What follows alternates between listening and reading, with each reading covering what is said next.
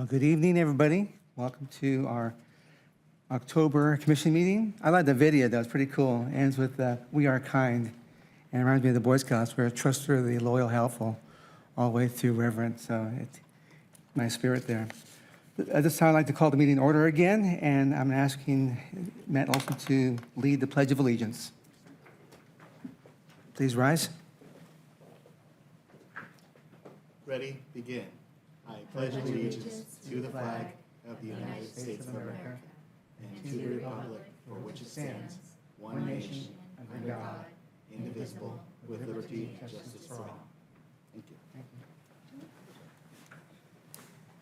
Thank you, Matt. Ms. Vargas, would you please call the roll? Commissioner Bass? Present. Commissioner Wentworth? Present. Commissioner Kinney? Present. Chair Munoz? Present. And Vice Chair Olson. Present. Fantastic, we're all here, ready to go. We've all read the meeting minutes, so is there a motion and a second from my colleagues regarding the Parks and Recreation minutes from last month? I would move to not approve the minutes for last month, please. The video is not available, and I disagree with my statements as in the minutes. Ready. Do we have a second for that motion? I'll second that. All right. Ms. Vargas, this kind of haven't been there before with that one, so do we take a vote on that? Yes, we'll take a vote. Ms. Vargas, please take a vote. Commissioner Bass?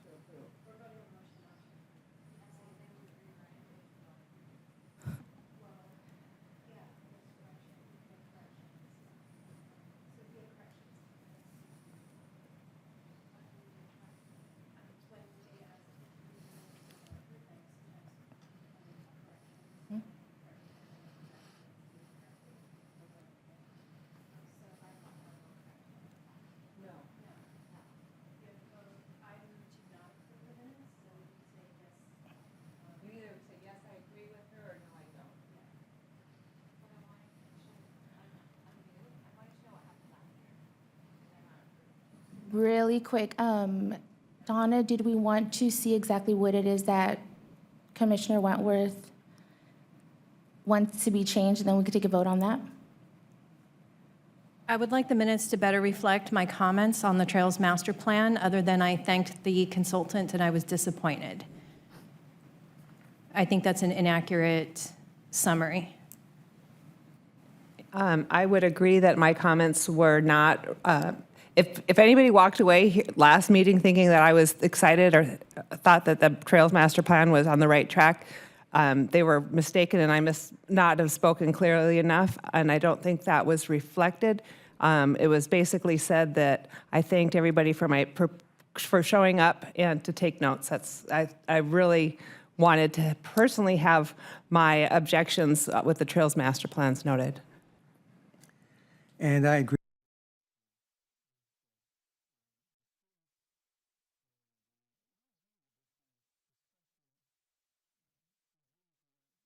Reflected in the meeting minutes at all. So that, like they've mentioned, it really gives you a different idea of what was talked about. And in addition to that, I believe the fabric of the film has gone to the video of what happened, what transpired during that meeting. So it was a... The video is not available, otherwise I would have come back with some, a little bit more to the summary to give you, but the meeting's not available on video to look at. There's more than just that meeting missing in our videos, which I would like addressed, but that can be done on a different agenda item. Okay, so I do know that there were some filming issues that evening. We can talk to our communications team and our broadcast team to see if there's a way to try and access some of that footage. In the meantime, we can note, based off of the vote of the commission, how we will proceed with the minutes this evening, and then we can follow up on next steps to try and get those minutes corrected to accurately reflect the sentiment of the commission. Typically, we do provide minutes at a very high-level summary. We don't get into specific details on every detail that was discussed, but we can absolutely work with the commission to see if the video is available and then to try and get a more accurate reflection of the summary response from the commissioners.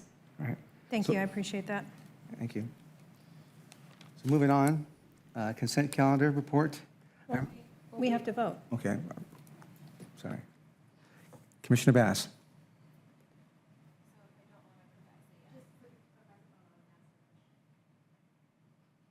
So if I don't want to approve the minutes, I say yes. That's what the motion is for, right? Correct. Okay. Yes. Yes. Yes. Yes. And I must abstain for absence.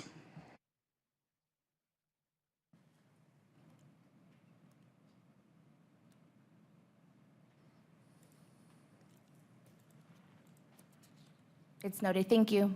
Thank you. Moving on, number 2, the report, Developer Impact Fee Fund Balance. Do we have a motion and a second from my colleagues? I'll move to approve the fee balance. I will second.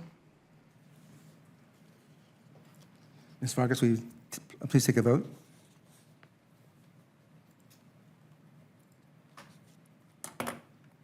Commissioner Bass? Yes. Commissioner Wentworth? Yes. Commissioner Kinney? Yes. Chair Munoz? Yes, And Vice Chair Olson? Yes. approved. Communication from the public. This portion of the agenda is intended for general public comment only on items within the commission's jurisdiction that are not listed on the agenda. Persons wishing to address the Parks and Recreation Commission are requested to identify themselves and state the matter on which they wish to comment. No action will be taken on matters not listed on the agenda. For those who do speak, please observe a 3-minute limit for communications. Ms. Vargas, are there any speaker cards or comments, written comments from the public? Yes, Chair, we do have a speaker from the Mayor's Youth Council present. Fantastic. Caleb? Good evening, Commissioners. My name is Caleb Trushin from the Mayor's Youth Council. The Mayor's Youth Council offers students with an opportunity to serve the community, gain a wealth of experience in local government, and add their voice to discussions that will shape the future of our city. I was told to let you guys know of our agenda of our events currently, and past events and future events. So our first event, at our first Mayor's Youth Council meeting, we met Mayor Tony Daddario, got a brief presentation about our city and what the city of Corona does for our community. At the December 20th City Council meeting, Mayor Tony introduced us, the 2023 to 2024 Mayor's Youth Council. The Mayor Youth Councils meets the second Tuesday of each month. We had our second meeting today, and Mayor Tony Daddario gave us information about our city council meetings and our upcoming special meeting, Fall Council Workshop, Thursday, October 12th. Our next meeting is Tuesday, November 14th. Thank you. Thank you, Caleb. Any comments from my commissioners? Respond. Commissioner Bass? No, thank you for being here. Commissioner Wentworth? No, just welcome to the Parks and Recreation Commission, Caleb. It's nice to meet you. Thank you for your report. Ms. Kinney? I think it's always a great time to get involved in government, local government. I started in high school myself, and here I am just slightly out of high school. And but anyways, welcome. Commissioner Olson? Thank you for your presentation. And for myself, great job. Thank you so much. Community Services Report. Before we start with that, I had an article I wanted to take a second to read, and it's about Parks and Recreation. It says, perhaps no public sector demonstrates as much ingenuity and adaptability as Parks and Recreation. When the pandemic hit and the nation shut down, Parks and Recreation largely kept going. People desperately needed places for distance, daily physical activity, and parks, trails, and beaches became a high priority for destinations. So I know that our Corona staff is doing a wonderful job on making sure that we have that as our high priority, is our destination, Parks and Recreation. So thank you, Ms. Finch, for that. And with that being said, I'd like to call Ms. Finch. Thank you, Chair Munoz. I appreciate the article and the recognition of our staff. They do work very hard. So our community services team continues to be very busy as we're wrapping up our summer program season and starting to transition into fall. Tonight, our team has several updates that they're going to be providing for you this evening, including highlights of our upcoming events for the month of October, a recap of our historic Civic Center 100th anniversary celebration and the upcoming season that our team has programmed for the Civic Center Theater over the next year, an announcement of our new guided hikes program, updates on a few key capital improvement projects that will be occurring in our parks, along with the community mural program, and some good news on a recent award that the city won for our urban forest management plan. So I will go ahead and turn it over to first Jason Lass. He's going to be providing an update on our recreation programs, and then after that, Moses Cortez will be providing an update on our parks items. All right. Thank you, Ms. Finch. Good evening, members of the commission. Pleasure to provide you a quick update on some of the recreation happenings. And this month we have been very busy assisting with a number of city and community organized events. So I'm going to advance here. So last week, we had a moving community conversation event as part of Hispanic Heritage Month that included panel conversation, colorful displays of culture, as well as a chance to enjoy some of the food and enjoy the community that surrounds us. So that actually took place here, and you can see some of the highlights from that now posted on our social media channels. On Saturday, October 14th, we have a very busy day for the city. So I just want to call out a few things that are happening in succession here. So we have Charlie's Cause Step Up for Safety 5K. That's going to be taking place at Santana Park. We have the Corona Historic Preservation Society's The Last Class, which is a presentation engaging actual folks that attended the Historic Civic Center when it was a high school. So definitely want to check out that. We have our hazardous waste collection taking place at City Hall from 9 to 2, and that's going to be both on Saturday and Sunday. So great opportunity to drop off some unwanted items that you might have had sitting around the garage, not sure where to take that. Those are definitely collected at that event. And then my favorite is going to be the Hall Weekend, which takes place on the City Hall lawn there between the Historic Civic Center. And the fun's going to start at 5 p.m. We have our treat trail open. We have over 20 different community partners we're working with this year to host different stops, photo ops, games, and of course, some candy and some treats in there too. We have an outdoor movie screening of Hotel Transylvania. They'll be starting at 6:30, and this is projected on a raised jumbotron. So the whole experience kind of goes on while the movie's playing. Great visuals, great audio, and just bring your lawn chair and find a little seat there. And then there's gonna be all kinds of great little snacks and things you can purchase as well.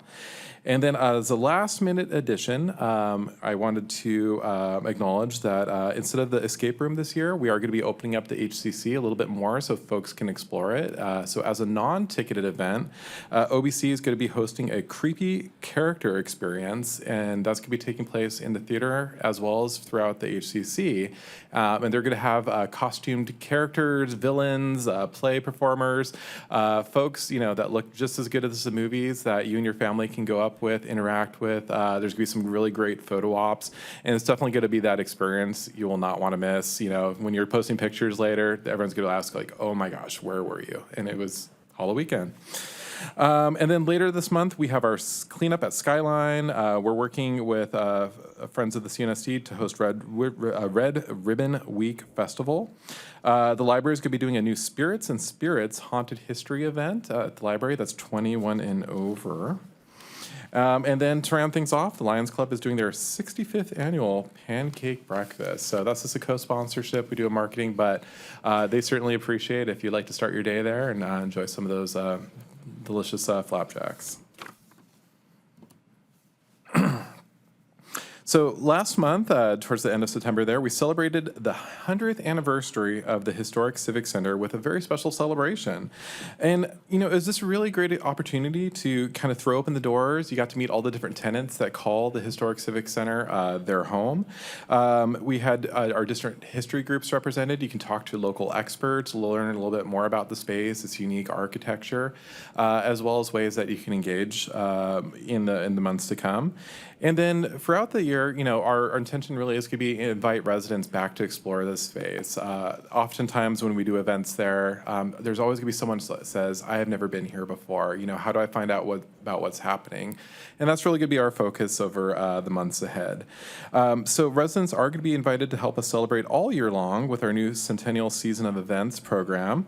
They're going to be able to learn about the theater from docent tours through CHIPS. They can interact with the different tenants and find out about all the great things that they do, like Corona Art Association, their wonderful classes, as well as their great merchandise that they have for sale. And of course, support the arts and the performing arts, as to say. And I'll tell you about that a little bit in the next slide. And then last, I just want to acknowledge that we are still continuing our work with the Performing Arts Center Feasibility Consultant. So we're kind of wrapping up that phase 1 draft behind the scenes and getting ready to take that to council. And it looks like we're going to push it back just a little bit, but we have a robust report that'll be coming to study session in November. So we'll keep you kind of tuned in when we have more information about that. So kind of going back to that actionable item of the program, so this was our first year doing a season for the theater, and how we did that was we combined our community partner groups. So we have OBC, we have CAT, we have Rotary that does Lobster Fest, but then as a city, we wanted to encourage people, again, to explore the space over the year. So we built in some intentional programming. So there's something happening every month inside the HCC. So want to make sure you kind of check that out. We're going to be doing a post a little bit later on social media announcing all the ticket sale information. But it's just a great opportunity if you need a night out. There's some kid-friendly stuff. There's some more adult-oriented stuff. But just ways to engage, appreciate art, culture, without even having to leave Corona, enjoying our beautiful historic Civic Center. All right, and last up for recreation, I just wanted to acknowledge our guided hike program, and it's actually a really great place as we hand off the baton to Parks here, because that was a joint effort of our volunteer program, Maddie to my left, and our park rangers to implement a new volunteer guided hike program.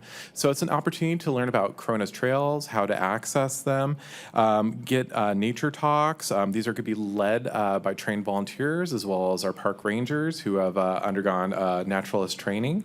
And each event could be thematic. So there's going to be a different highlight there that you can see listed below. And then these are open to families, children 5 and up. There is a lot of walking involved. It is outdoors. It is hiking. So I will caution that. And then it's also going to be fairly intimate too. So it's a maximum of 20 hikers per group. But just an opportunity to really learn about our trail system, get engaged, learn more about our local flora and fauna, and have a really unique experience that only we can offer here in Corona. So with that said, it is my pleasure to pass off to Mr. Cortez. Thank you, Mr. Lass. Good evening, Commission. I have a couple updates I wanted to share with you, kind of exciting ones. I'll jump right into them. So I wanted to bring a quick update on Victoria Splash Pad. We're kind of in the beginning phases of this. This was a CDGB grant-funded project. We're currently working with Nuvis, our landscape architects, on the design and kind of looking how this is all going to lay out in the park. This will provide a splash pad in this lower-income, underserved area. It'll be a really great amenity. We put a couple renderings up there of what it's going to look like, and right now we're working with all of our vendors to see what kind of equipment is going to work best there, and make sure that amenity will be able to provide years of fun for that downtown area. So we will continue to keep you updated on this. We are on a tight time frame because it is grant funded, but we will keep you updated as we move through this process and hopefully have it open by summer of '24. Wrong button. Also, Griffin Phase 2. If you remember, it's been about a year ago that we were awarded the $2 million from Assemblymember Sabrina Cervantes. She gave us the $2 million. The state gave us the $2 million to finish Phase 2 after we did that initial Phase 1, which was the dog park, some lighting, and some ADA pathways. So now we're going to come in and put a more natural kind of playground that kind of fits the theme of the open area up there. It's kind of foresty and hiking area, so we're going to put something that kind of fits that theme. We'll be doing some additional shade structures to allow some seating up there if you're on a little hike or a walk and you want to take a seat and kind of have lunch or snack. We'll be adding to the existing lighting to provide some more lighting along the new pathways we'll be adding. There'll also be an area for some habitat restoration, so we'll be adding a lot of native plants, stuff that's going to be able to provide some education on native plants throughout California, stuff that will attract butterfly gardens and hummingbirds, and provide all sorts of interesting information for the residents to be able to do. They can actually have a QR code on the signs, and I'll take them to a website that'll tell them about the flora and fauna of those particular plants. So there'll be an educational thing and some kiosks there as well. The last amenity we'll be adding is towards the bottom of the park. We'll be adding a restroom building, so it'll be a prefabricated restroom unit. We are working on getting that secured right now because it does take some lead time to build it, and then we'll be actually having it delivered to the park itself. And we are anticipating, if everything goes accordingly, to maybe have that project wrapped up around winter of 2025.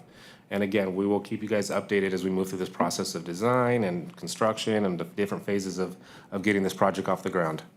With that, I will turn it over to Viola Van. I keep pressing the wrong button. I'll turn it over to Viola Van to go over the mural project.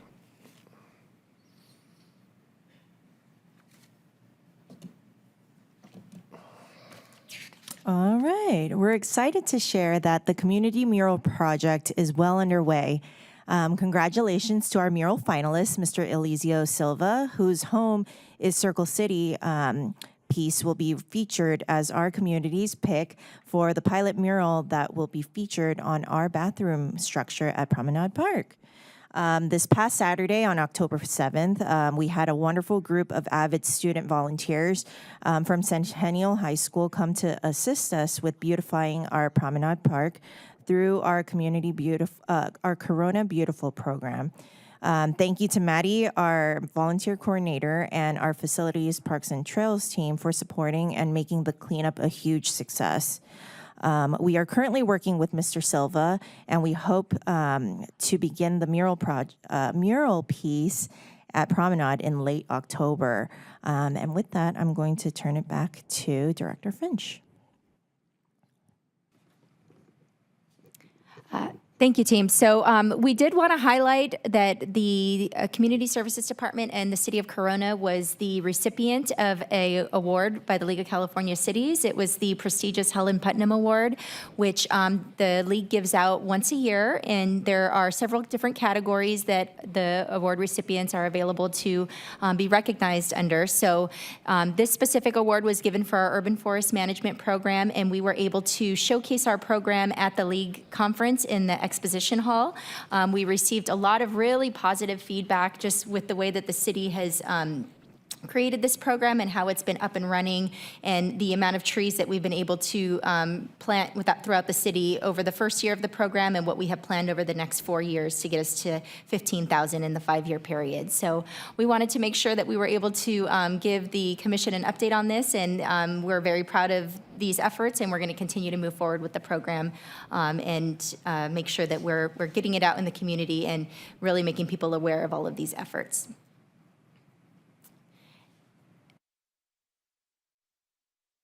Forward to it. Okay, so our upcoming agenda items, I wanted to share that we have a few items that are going to be going before both the commission as well as the city council. So at our upcoming fall policy workshop this Thursday, October 12th, we're going to be presenting to the council update on picnic shelter reservation fees. This was a request that came specifically from a council member to just provide an update on how we charge fees and how we calculate those fees for picnic shelter reservations, and look at some potential options to streamline those fees or potentially reduce those fees. Based on any recommendations that come out of that workshop, we would be bringing that item back before the commission for your input before it would go back to the city council if any changes are recommended for final approval. So I just wanted to make you aware that that's going to be on the agenda. And then the Parks and Recreation Master Plan. So we are going to be presenting the first phase of recommendations for that master plan this evening. We'll be getting to that later on during the meeting. But we do have additional phases of that plan that will be coming back before the commission on the next 2 meetings. So in our November meeting, we will be presenting the next phase of recommendations for financial policies, system-wide policies, and program recommendations. And then our plan is to bring this back as a draft full plan in December for the commission's final review and consideration. And then once that has been fully received by the commission, then it will be going before the city council for the draft plan recommendations, and then final adoption in January and February of 2024. I apologize for that typo. It says 2023. And then the last item is our Trails Master Plan. So we did have an update to the commission last meeting that the Trails Master Plan would be coming back to you in November. But to be able to make room for those discussions and provide sufficient time for the Park and Rec Master Plan updates, we are still bringing it in November. However, it will now be in a special meeting at the end of November where we can really dedicate the time that we need to have a meaningful discussion on the plan. Staff is continuing to work on revising that plan to make sure that it is in a more understandable format. I know that that was some of the feedback that we had, that the plan was too lengthy and not enough information was presented in the appendices with the detail as well as the summary within the plan. So we're making those adjustments. We'll be putting it out for input, and then it'll come back to the commission at a special workshop at the end of November. We're still trying to finalize that date. And then ultimately, based on that feedback, it'll go to City Council. Right now, the plan is January or February. So that concludes our update. I would be happy, and staff is here as well to answer any questions that you have. Fantastic. Thank you, Ms. Finch. Ms. Vargas, are there any speaker cards or written comments from the public? No, Chair, no speaker cards or written comments. Commissioner Bass, do you have any comments?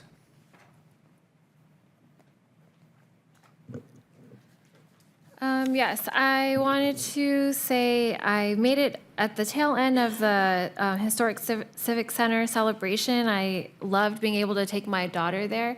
You know, when I was young, we didn't really go there for much of anything, but I do remember it. And I took her there for the 9/11 flags that were out in the yard. She goes to Christian Arts Theater. And so just making it relevant to her at a young age, I really appreciated that.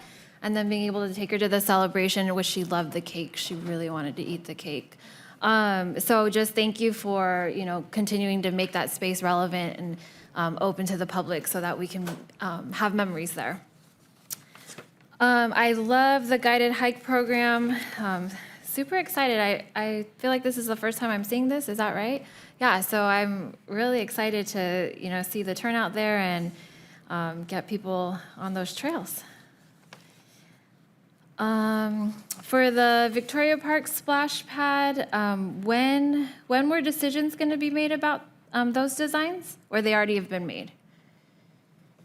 So we have initial renderings right now. We're doing some construction drawings, but we will bring that to you guys for updates throughout that process of what it, you know, what the pad will look like and some of those features that we'll be incorporating into it. Again, because it is CDBG Community Development Block Grant funded, we're on a super tight time frame, and we do have deadlines that we have to that we're trying to adhere to on that end. But we want to make sure that you guys are being updated on that. How long is construction? Do we anticipate that'll take? We're hoping no more than maybe 6 to 7 months for actual construction. There is a little bit of lead time on some of the equipment because the manufacturer we buy from called Vortex, they are out of Canada, so there is a little bit of some lead time on some of the material. So 6 to 7 months. So basically by the end of the year, we need to make a decision? We'll be bringing something to you like around the first of the year. Okay. So.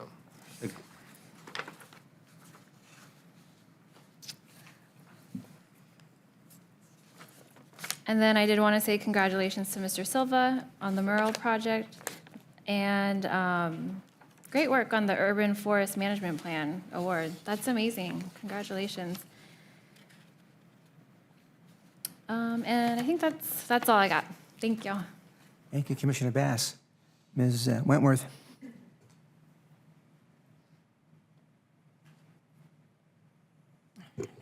Thank you. Congratulations on the awards for the urban forestry plan. That's great. I'm really looking forward to the phases of work for Griffin Park and Victoria Park and the mural project. Those are all wonderful things. It's so wonderful to see the community and the Community Services Department, along with the residents, just plowing forward with all of our great events and everything that we're doing. I did have one correction. Ms. Alexander phoned me and let me know that the Amber Ways of Grain Beer Festival is actually Saturday, November 4th, not November 3rd. And she asked that all the media be checked to make sure that that was reflected if it was incorrect. Absolutely. We can double check that, make sure it's on the communications team's calendar. Okay. And the Historic Civic Center, that was a great event. I had a great time at that, so it was really fun. My next question is just, are we going to, on the guided hike program, are you going to move into Tin Mine at any time? I see that's not on the list. We're starting small, so we're going with what we know, and we're going to work out the kinks as we go. You know, it's a brand new endeavor, and with a brand new park ranger team too. So we're excited to take it on, and we're going to get adventurous in the future, but baby steps. So we're excited to get started. Okay. So it is planned to grow, but right now we're going to stick to Skyline and Haggador. Okay. Tin Mine has that nice area where they actually have a bench under the oak trees where you can actually stop, and the rangers are great. So I had the benefit of doing the cleanups with the rangers, and they are really good about, explaining the flora and the fauna, and that's just a great little place to stop, and they've got some good stories about everything back there. Yes, and if you have any recommendations, we'd gladly accept them. Again, this is a new program. It's all about pilot, and we want to see how people interact with it, what their experience is. And I think the idea is thematically each month we'd have something a little bit different. And then this is also a volunteer opportunity too. So if anyone's interested in getting involved, they love our foothills and want to teach folks about that, definitely be in touch with Ms. Black here. And then we can kind of line that up for our programming. Are you going to have any information posted in front of the trail system? Is there any opportunity to do that? Yes, I think we can work with Mr. Cortez and his team on that. And then the park rangers are really, the boots on the ground, literally, for this. So they will be building a lot of the rapport and letting a lot of the hikers know about this. But we also want to make sure that people who have maybe never experienced the trail system also have the opportunity. So we want to try to get this out on as many channels as we can. Great. Thank you. That's all I have. Thank you, Ms. Wentworth. Commissioner Kinney. And thank you for the presentation. The calendar is jam-packed, full of really cool things, and I'm excited. I think this is my favorite time of year. So when I see all that, it's exciting, especially with families and kids and grown-ups too. On the award for the Urban Forestry Management Program, kudos. Actually, you got a shout out from the city of Big Bear Lake on your award, and the fact that you were handing out trees at the conference. I saw that on Instagram. Big Bear Lake gave you a thumbs up on that. And they have lots of trees. So, and then the guided trails. I think that's a really cool program. I know I'm probably stating the obvious, but I'm a avid trail user, and I'm sure you're taking all the safety precautions, and you'll have someone at the end doing the drag, and so no one gets left behind, and someone out front and don't put your hand up behind rocks and stand on logs and all of that. So I think it's really cool. I think it can be intimidating for some people, and having it there, having someone there helping them to kind of guide it and make new friendships, I think that's a great program. So I'm excited to see how it works out. Thank you, Ms. Kinney. Vice Chair Olson. Thank you. The award for the urban forestry is awesome. It's obviously near and dear to my heart with all the trees that we plant. We can see it out there every day, how it's just getting better and better. So it's a well-earned award, so congratulations on that. Very much look forward to the packed calendar. It is definitely packed. The Halloween weekend coming up. I know last year was a little bit of rain. Looks like nice clear weather this year, so that's awesome. Awesome celebrating our historic civic center. Good job. I think that's awesome. And this calendar of events for the Civic Center is so cool. I mean, we've all heard how busy the space is and how competitive it is to book. And I think just seeing it like this laid out on a calendar, wow, there's a lot to do there. So I hope that we really get this out in front of the community, because I think that I can fundamentally guarantee you that the majority of residents here have no idea how much stuff is going on there and how cool it is. So that's awesome. The guided hiking program, awesome. The first one's coming up pretty quick. Have we gotten any registrants, pre-registrants for that one yet? Not as of yet. We are marketing starting this week, but it's only 20 spots, so I think that'll fill up. Right, and that's going to require pre-registration because since it is limited, we probably don't recommend people just show up. Correct. Yes, there is a registration process. So anyone that is interested in joining us for these guided hikes can visit our city website, which is coronaca.gov/registration. All of these events are now listed on this webpage with the details for each hike. And then I would just add too that we do have waitlist capacity. So if we find overwhelming demand for any of these, there's always a potential that maybe we can split into a couple different groups or repeat some of the more popular offerings. So, we're going to be monitoring that. It's all for our registration systems. It's important that we record and then we reflect and then we build a program that meets our residents where they are. Yeah, I'll do my part. There's myriad Facebook groups and such throughout the community, so I'll do my part to try to socialize it as well. The Victoria Park splash pad, I see there's some lighting elements to this. Is there some nighttime intended use here for the splash pad? So we haven't got that far down the road, but that was a feature that we added into the renderings was the lighted jets and then the string lights outside. If during the evenings in the summer they wanted to, maybe use the surrounding area for a picnic or evening gathering, they could. That's pretty unique. Yeah. Very cool. And on Griffin Phase 2, since we deployed the dog park, obviously the Griffin Park went through a period of kind of neglect, right, for lack of a better term, and there was some problems up there. How has that been since, in general, with any after-hours problems, or because it's kind of tucked away up there on the hill? It is. So when we initially decided we were going to open the park, that was something when we had the community meetings that we wanted to engage the residents around there because that was one of the concerns they voiced. So there is a gate at the front of the park, and we do go at night. Our rangers, I have the rangers go up there at night. They do lock the gate. So the park doesn't necessarily close. Like if the neighborhood folks wanted to walk their dog up, they could still walk the dog, go up to the dog park, but we don't want any vehicular cars going up there and, kind of having some nefarious activities. So we do close the gates, and the addition of the lighting has really helped. And that's why we're going to, so with this Phase 2, there's some additional lighting that'll go in. And PD, between working with PD and our rangers, has really helped kind of keep a lot of that activity down. So it hasn't been bad at all. Great. Thank you. Thank you. Thank you, Vice Chair. I went ahead and heard everything, and it's beautiful to hear all the comments and the points.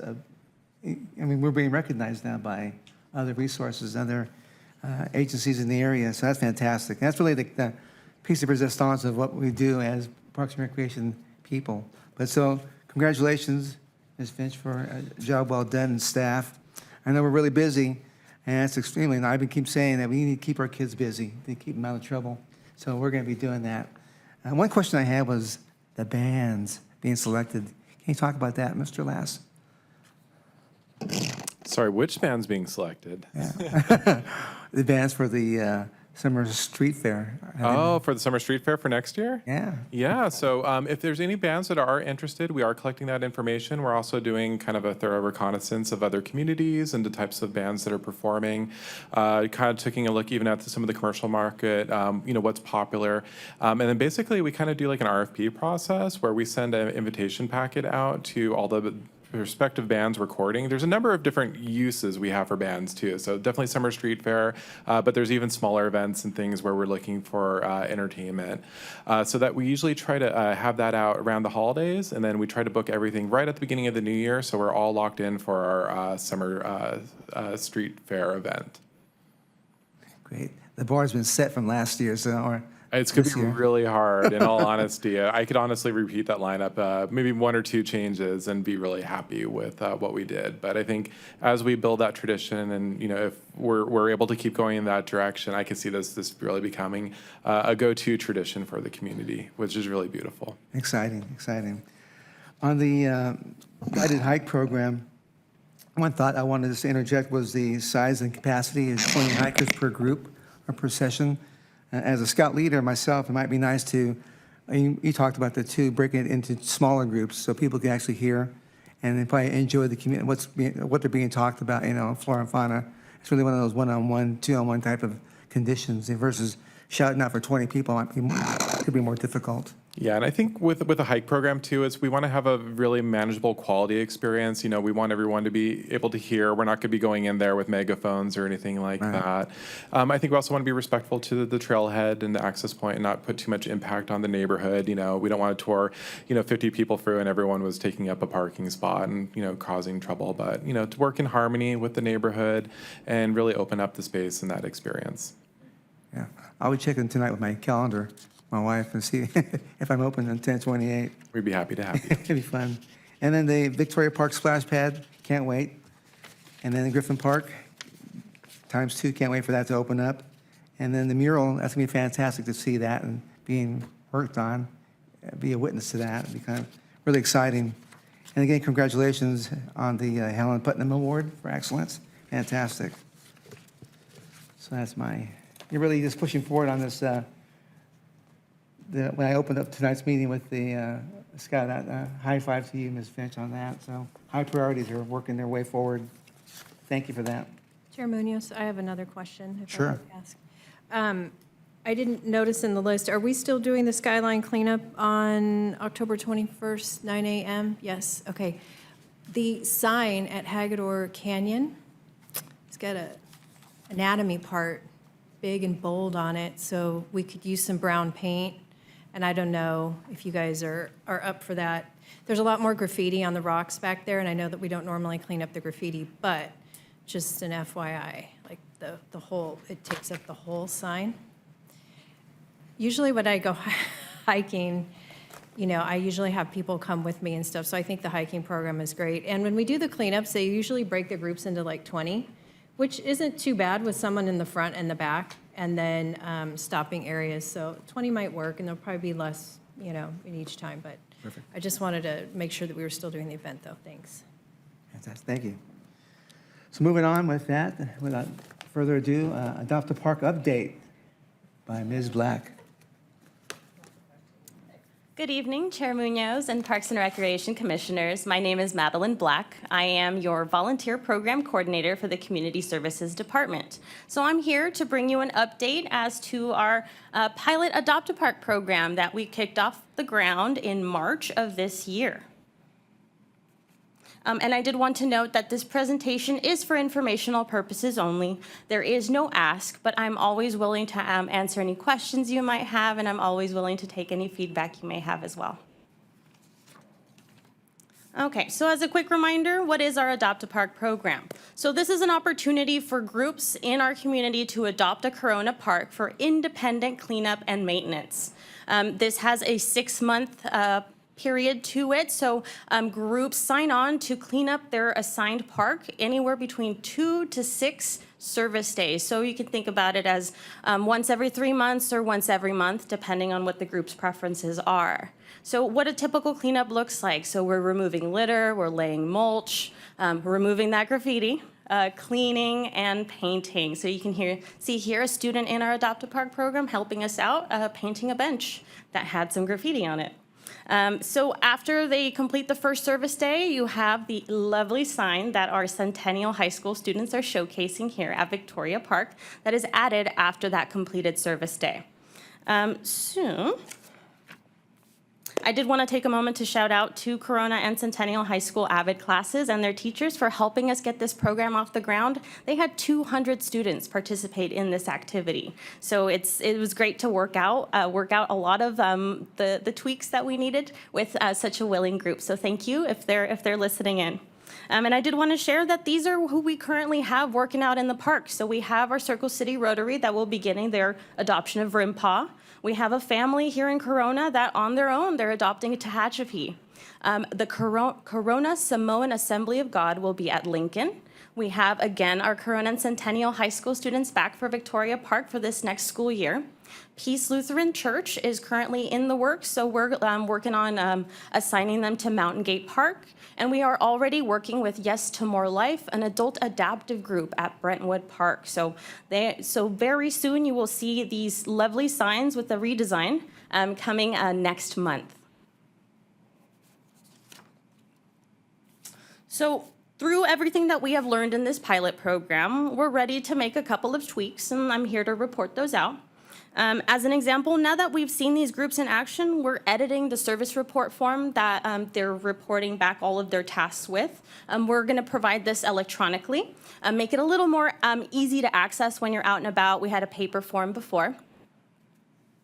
This reporting will also help us make sure that we can highlight the success of this program with details that we can share with the community at large. We're also adding a couple of screening questions to our application form itself that will help our parks management team make decisions when it comes to which park is assigned to the group, what kind of supplies they might need, and what kind of tasks they will be working.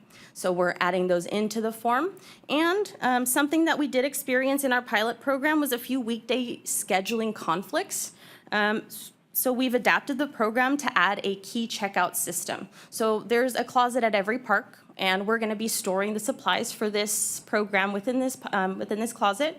And volunteers will be checking a key out with me, completing their independent service day totally without staff assistance. Of course, we'll be training them. There will be a day where we'll go out and show them what's expected of them, where everything's located, how everything will work. And after that, there's no staff presence needed. They're going to be working independently. And we're really excited to get this off the ground. We'll be starting with Tehachapi and Brentwood later this month.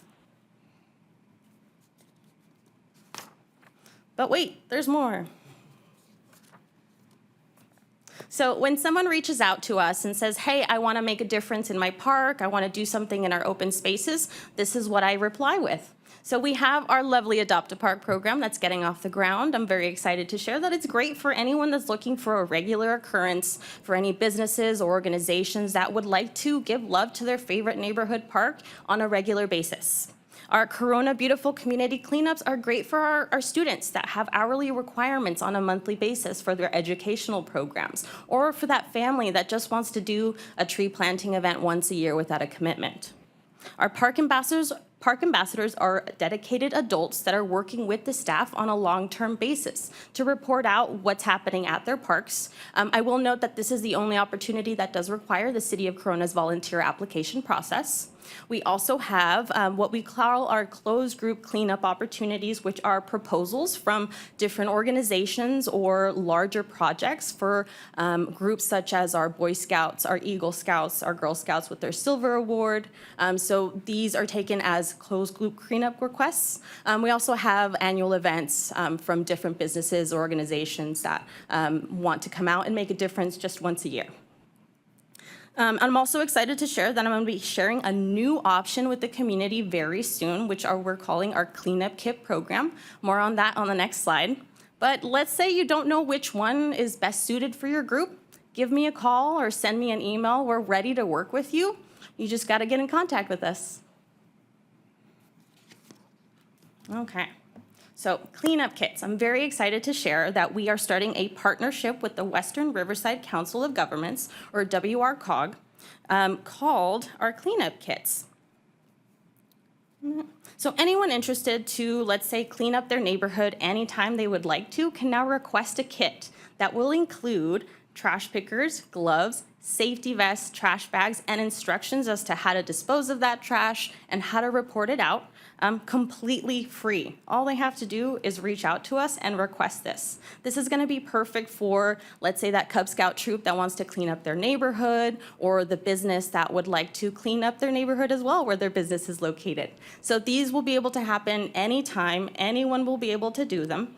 So they can repeat these events on their own. All we need to know is where, when, and how much trash they pick up. That's all we need to know. We will be marketing this new opportunity to the community as soon as it's ready. I'm estimating a start of this winter. And that wraps up my presentation today and my update on Adopt a Park. Again, this was just for your informational purposes, but I'm always willing to answer any questions you might have and accept any feedback you may have as well. Thank you. Thank you so much. On that note, Commissioner Bass, do you have any questions or comments?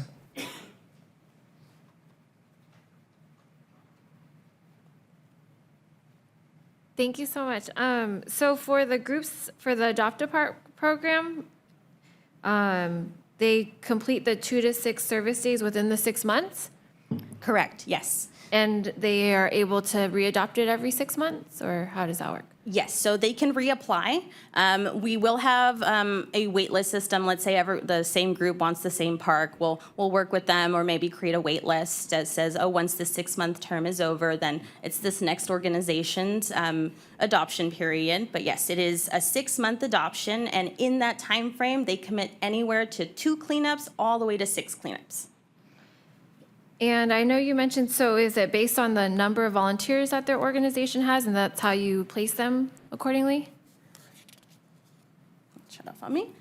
So yes, that is correct. So we're accepting the applications, and we are taking the organization's preference into account wholeheartedly. But we are working with our parks management team to see where there is a bigger need. So let's say we have a group of 50 people that want to come to Victoria Park. There might not be a lot for them to do at Victoria Park, but let's take you over to Mountain Gate Park, where there's a lot more opportunities. These are the different tasks we can do.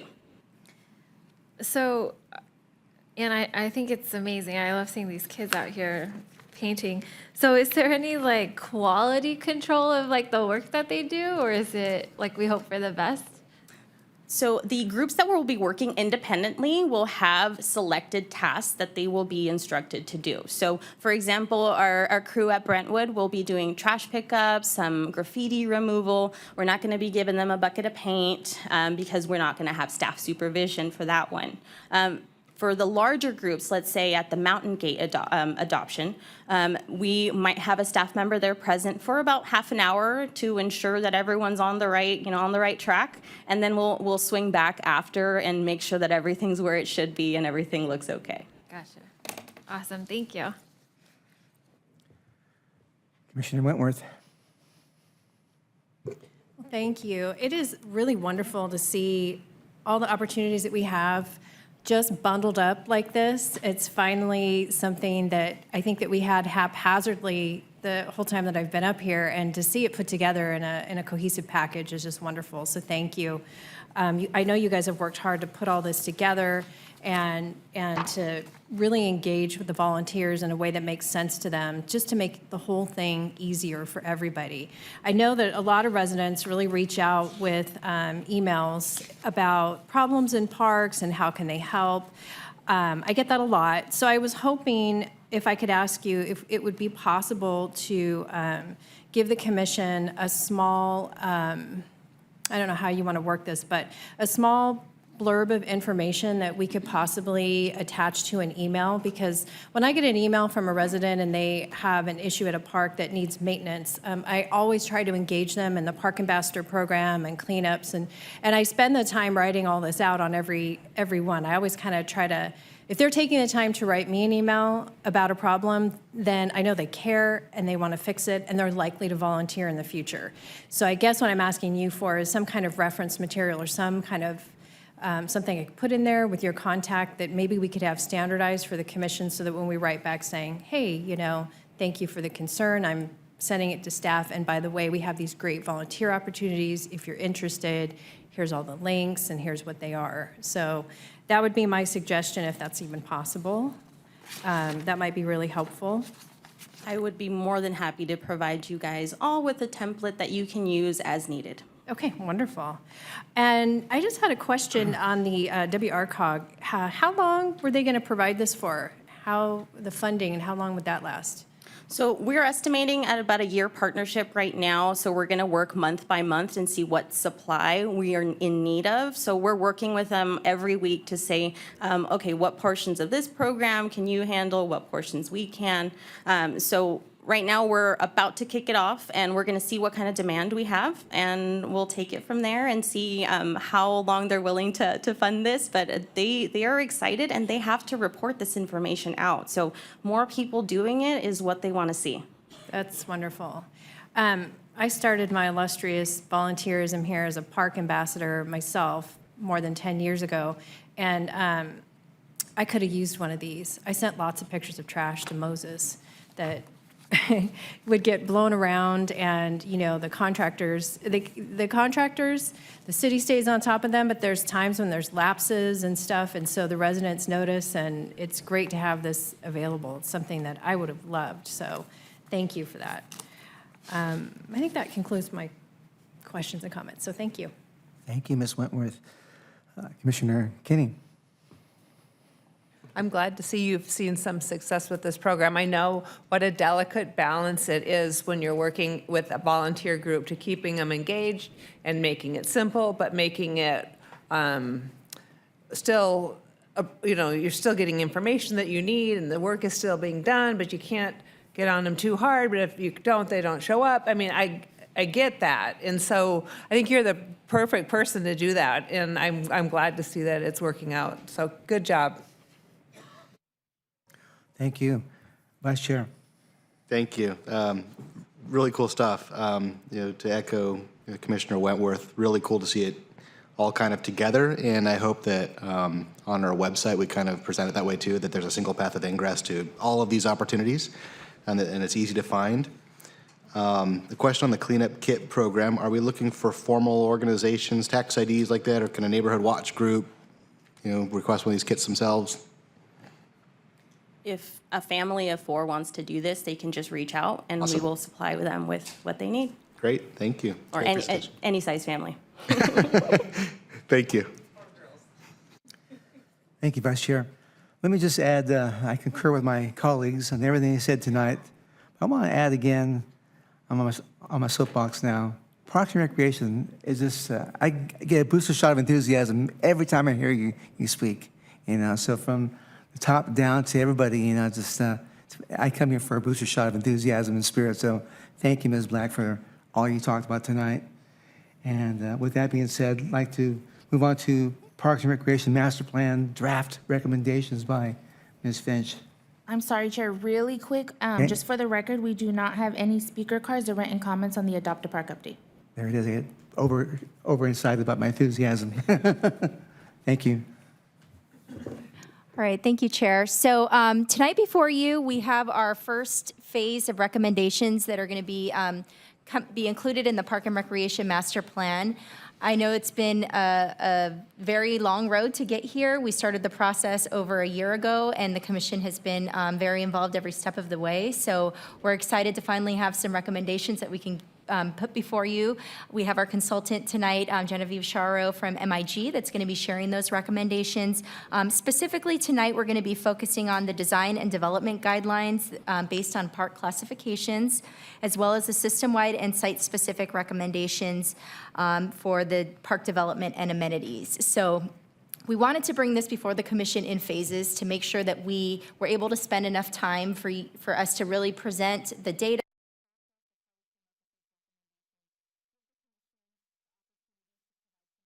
meaningful feedback. We have our staff here tonight that are going to be taking detailed notes of all of the comments that the commission is giving and the recommendations as a whole that the commission wants to then pass forward to the city council. We'll make sure we're capturing all of that and then putting that into the final report and presentation once this item goes before the full council after the next couple meetings when we present the different details and chapters of the Park and Rec Master Plan with the commission. So with that, I'll go ahead and turn it over to Genevieve. She's going to be presenting all of the details, and we will be available to facilitate the discussion afterward. Thank you very much, and good evening, Chair and members of the Commission. My name is Genevieve Charo with MIG, and I'm really excited to be here tonight to talk about the Parks and Recreation Master Plan. So as Ms. Finch mentioned, our ask for you tonight is to provide some feedback. And we do have, as you saw in your packet, it's a pretty extensive list of materials for you to look at. We are showing kind of the sausage being made. This is the, the meat of the document right here. And we wanted to get your feedback early on. So we're asking, did we miss anything? Is there anything that, on particular comments that you'd like to provide feedback? Now's your time. But we do know that there's a lot of information in here. And so staff is happy to take additional feedback after this meeting as you continue, if you'd like, to review the packet of material. So I'll give a very brief overview of what we've talked about in the past, just to refresh our memories, and then I want to dig into some of these recommendations around design and development of specific park sites and the system-wide and site-specific recommendations that are drafted to be included in the plan. So just a kind of an overview of where we've been and where we're going. This is a community-driven process with public engagement really intended to be the cornerstone of the document. In the spring, we really solidified the vision based on that feedback and best practices, needs, opportunities that were analyzed. And now we're in the recommendations and plan development phase of the document. As we discussed last time, the vision for the Parks and Recreation Master Plan is that all residents in Corona should have access to high-quality parks, green spaces, and recreation opportunities. To achieve this vision, the plan is really intended to rest on 3 pillars, or have 3 lenses with which it uses to kind of guide decision-making. The first is the lens of consistency, and this is really to elevate areas that have historically received less investment or have higher health vulnerabilities, and really look at all different parts of the community throughout Corona. The second is sustainability, to make sure that we're being flexible, that the system itself is being flexible, and that we're ensuring the ongoing stewardship throughout the life cycle of the plan. And then finally, quality, to make sure that our facilities are well maintained and of high quality, providing variety and interest for folks to use the system throughout the plan. So digging into the draft recommendations, there are 5 kind of key parts to the recommendations that we envision in the Parks and Recreation Master Plan. And we'd like to talk two of those topics with you today, and the remaining 3 then cover in our meeting in November. The first 2 are the design and development guidelines and site-specific recommendations. One of the reasons we want to bring these to you first is that these are 2 kind of critical capital improvement cost items that we want to kind of solidify so that we can bring you planning level costs in our next meeting. So at the next meeting, we'd like to cover not only those capital improvement costs, but also more guidance on financial sustainability, system-wide policies that are not already addressed in the recommendations and guidelines that you'll see tonight, and some discussion on major indoor recreation facilities and programming recommendations. So the design and development guidelines. A successful park system provides variety, both in terms of amenities and facilities that are carefully thought out and planned for their size, their scale, their function, and their surroundings. The Parks and Recreation Master Plan will include these design and development guidelines to guide decision-making at the system-wide level and at the park-specific level. So those are the 2 different categories within these recommendations. The system-wide development guidelines, so this first piece, is broken up into 3 different parts. The first pertains to guidelines for new sites, when the city acquires a new site, with recommendations for size, general location, other factors. The second is the planning and design of parks, and this is not just new parks, but also existing sites that need to be reevaluated or when facilities reach the end of their useful life. These guidelines provide recommendations for thoughtful and careful planning of each site, and considering the breadth of the process of reevaluating a site, including community engagement, financing feasibility, and other factors that will really elevate the park and the use of the park site. Guidelines in the system-wide guidelines section are also proposed for sustainability and climate resiliency, really looking at resource efficiency throughout the system. The second part of the design and development guidelines pertains to guidelines by park classifications. So to think comprehensively about a park system that's as big as Corona's, it's really helpful to break parks into different park types. And of course, each park is unique, and that is the benefit and joy that comes out of each park. But it is helpful to think about what are the types of facilities and amenities that go into these particular classifications, so that we can understand where deficiencies might exist and what are the best appropriate features to belong in each individual park. So this includes looking at access, where street access is made and other kinds of access, the prioritized recreation elements that we would like to see in the park, along with any support amenities that we would really recommend to have in that particular park type. So the first park classification type is a new classification type, and this one is the regional park. For a regional park, the service area is generally citywide and beyond, but also includes features that serve its nearby neighbors. The new Skyline Regional Park is the park in this classification. This park can be similar to a lot of the other wilderness and regional parks in Orange County. And as a new park, this park is really yet to be envisioned by the Corona community. So there are no guidelines that we've identified in this master plan for this park because we are waiting for feedback from the community about what kinds of amenities they'd like to see here and really the vision for this park.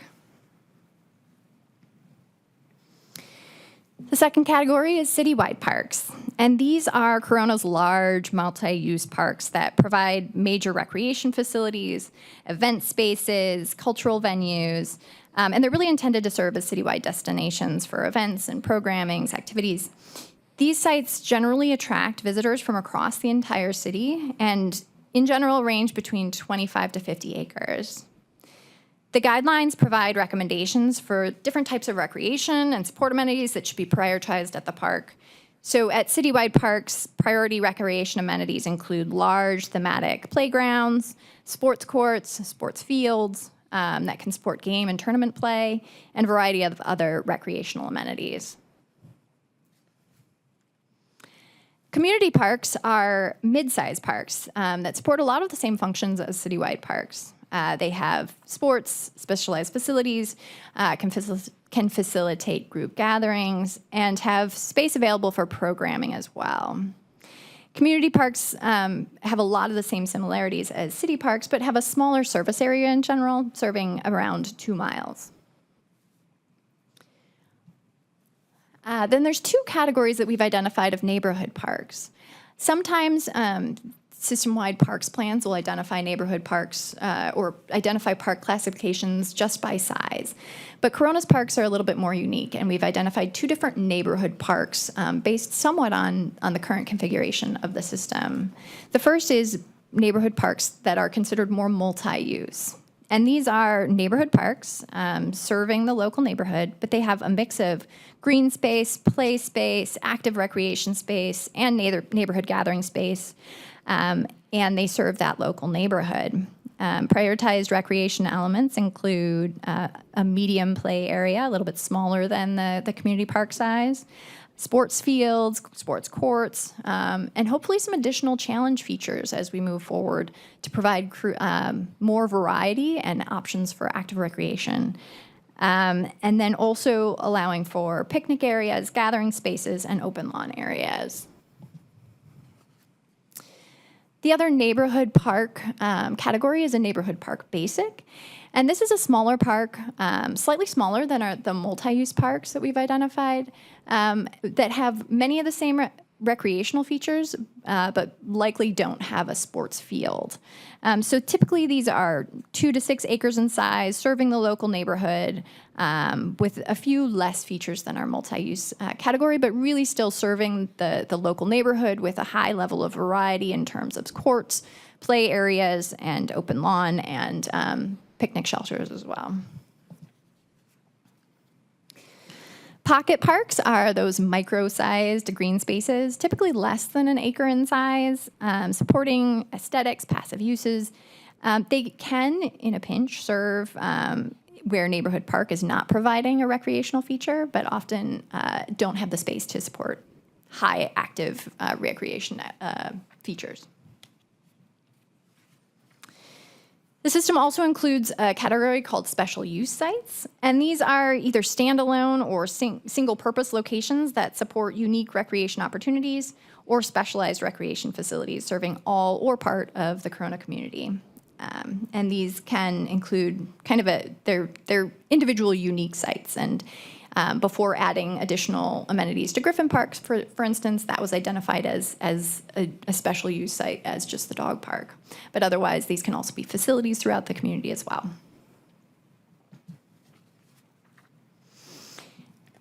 And then finally, we have open space parks. And these are natural areas developed for natural resource protection as well as recreational access and use. These can vary in size and might include existing detention basins, linear trails and utility corridors, trailheads to the national forest, and larger nature parks.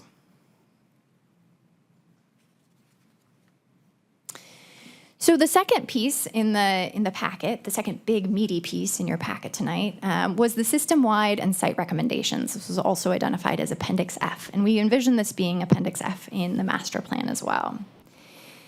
The design and development guidelines were really developed to reflect best practices and were coupled with community preferences that were identified through the public engagement process.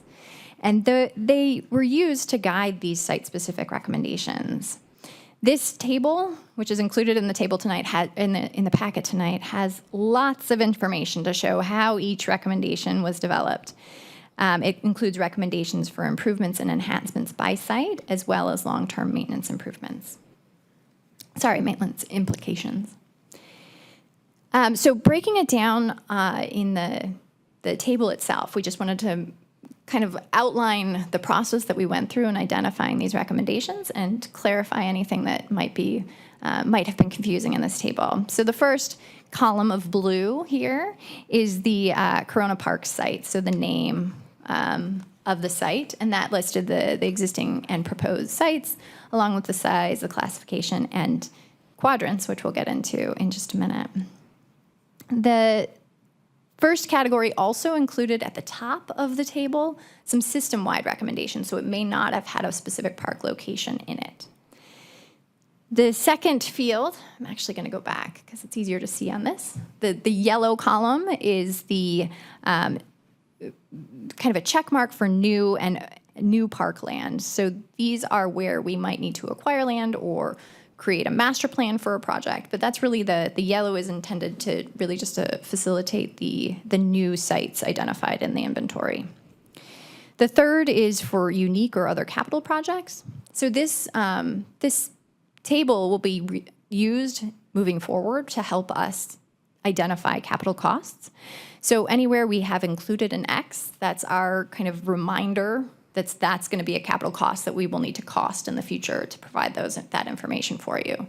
So this table is not only kind of general recommendations, but it's the back end for us to provide that cost information. The fourth column is about recommended additions. So looking back at those design guidelines for each particular park classification, we've identified where those prioritized recreation amenities might be missing. So those X's identify missing recreation amenities in that particular park type. Number 5, the green area, is based on the MIG experience score. So back when we did our initial site assessments, our landscape architect and our parks planners came out and looked at all of the parks and identified the kind of experience score of each of the parks in Corona. And we've identified here just the very lowest scoring of the experience scores. In general, the experience scores were really, kind of there was a lot of variety in experience scores depending on the various parks and the various feature that we were looking at in terms of experience. But acknowledging, again, that money is not growing on trees, we did identify just the lowest of the low experience scores for inclusion in this table. We've also included column 6, the orange, which is a narrative that kind of summarizes those recommendations in a little bit more of a clear way rather than just X's in a table. And then finally, the maintenance recommendations. There's 3 different categories of maintenance, and this is also going to be associated with future cost assumptions about the standard, so achieving a standard level of maintenance, enhanced maintenance, which would occur at our highly visible and highly used sites, and the natural resource maintenance, which is generally less than the standard, just because there's less area that is often being accommodated in maintenance ways. So another critical piece of the recommendations also pertains to that consistency throughout Corona. We heard early on in the engagement process that it can take an hour to get from one side of Corona to the other, and that needed to inform our recommendations. And in addition, that there are different parts of Corona that vary dramatically in terms of demographics and in terms of both the age of parks and the amenities within parks. So to provide a more detailed comparison and deeper analysis of the park access and consistency throughout the community, the geography of the city was divided into these 4 quadrants. And these are based on census block groups so that we could make some demographic analysis happen as well, and also divided kind of along major street lines. So this approach allows us for looking at both the demographics and socioeconomic factors in various areas of community, and looking at geographic comparisons for park access to various types of facilities. So this map presents the future proposed park and recreation system, highlighting each park by its proposed park classification. And then looking at it within the quadrant system, helps us to think about consistency and access to parks, regardless of where you live in Corona. So a couple of key features are identified as recommendations. Every quadrant are proposed to have at least one citywide or regional park to attract people from across the city. Each quadrant should have at least one community park. Each quadrant should have at least one multi-use park, and each quadrant should have at least one special use site or open space site or access to trail site.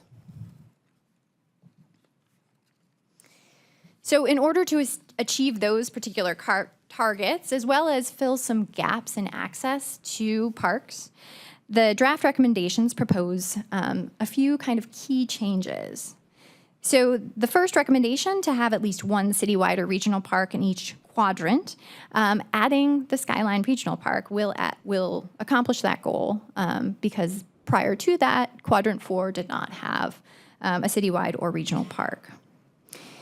At least one community park, all of the quadrants except for Quadrant 1 have a community park. So it is proposed to develop Brentwood into a community park and add additional facilities and amenities there.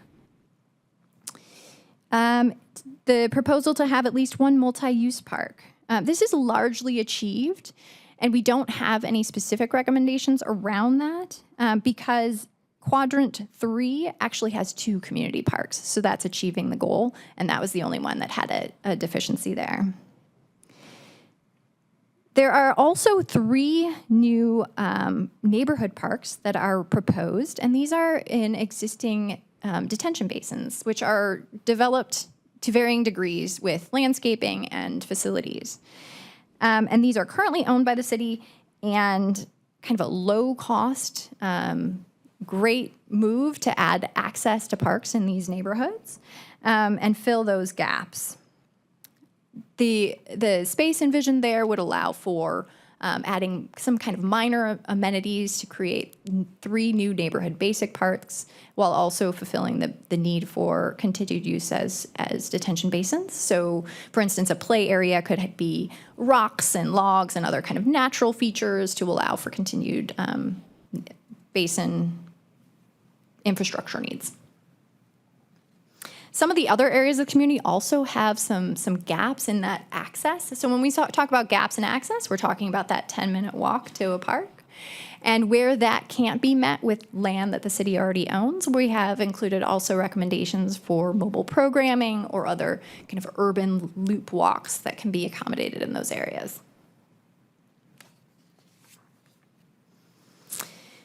So in summary, we have proposed some recommendations in each quadrant of the community. So one thing to note in the totals is that our total remains the same of 52 park sites, both existing and proposed. And that might be a little bit confusing because we've reallocated some undeveloped parkland, that final row there, from 6 sites to 1. So proposing to develop those 5 sites might be a little bit disingenuous because we are really creating 5 new spaces, but it looks like we have the same number of sites. So just a point of clarification there. For changes in Quadrant 1, looking at converting the undeveloped space at Oxbow into that open space park. Brentwood Park, reclassifying it from a neighborhood park to a community park. In quadrant 2, the new features going on at Griffin Park will reclassify it from a special use park to a neighborhood park basic. In quadrant 3, we'll be adding Gilbert Basin, reclassifying that from undeveloped to a neighborhood park. Quadrant 4, looking at Skyline as a regional park, and the Taylor Basin Park and Lemon Heights Basic Parks, converting those to neighborhood basic parks. So we've also included some draft recommendations for amenities and recreational facilities that should be provided in each quadrant. So again, we've asked the question, what should residents in each quadrant have access to? These recommendations, again, were developed based on the design and development guidelines for each park type and best practices with regard to level of service for various facilities, our tour experience scores, and detailed input that was provided by the community. The community engagement process, which we reviewed last time at our last meeting, we had a really successful survey with over 1,300 people who participated, and we got some really rich feedback from that process. From that, we heard really loudly 4 key recreational features that the community would like to see. Those are dog parks, pickleball courts, pump tracks, and ways to beat the heat, largely splash pads and spray pads. In addition, we heard often residents mentioning the need for additional comfort amenities in terms of lighting and shade especially. So as a result of this input and the analysis, targets for these 4 facilities are proposed, but without specific recommendations on the particular park that it should be located in. And the intent really is to make this master plan a long-term plan. So we're not addressing a particular issue at the moment today, but we want to make sure that we have the information and the criteria set so as resources become available, we can evaluate what park has space for this type of use within this quadrant so that we can accommodate that as funding is available. So to start with, the first is splash pads. So currently there's just the 2 in the southern portion of the city, but we do have the Victoria Park coming online as well as a planned splash pad at City Park. So with those 2 being introduced into the system, then we will have 1 in each of the quadrants. Given the heat and ongoing hot summers that we've been seeing, we are recommending for an additional splash pad to occur in each of the quadrants. For dog parks, currently just the 2 in the northern portion of the city. So the recommendations do include 2 more dog parks in Corona, 1 each in quadrants 3 and quadrant 4. For pickleball, currently there are the 12 courts in the city, 2 at Husted and 10 at Border. And we've included some criteria about thinking about pickleball courts moving forward, where they should be sited, what other factors should be considered, especially distance from local residents, and the fact that they should be paired. And so those recommendations are included in the materials before you tonight. We've recommended 5 additional pickleball courts to be added to the system in the quadrants that do not currently have them. With regard to pump tracks, currently we don't have any pump tracks in the system. Again, these are the bike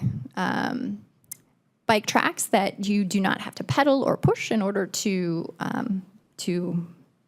ambulate. 2 were proposed in the community. We did hear we heard a lot of good feedback around those in the survey and other community engagement. And so we are proposing 2 of those. And these can be varying sizes and really accommodate as that comes up through park evaluations as those come in. And they can be smaller or larger. Quadrants 1 and 3 have been preliminarily identified for these.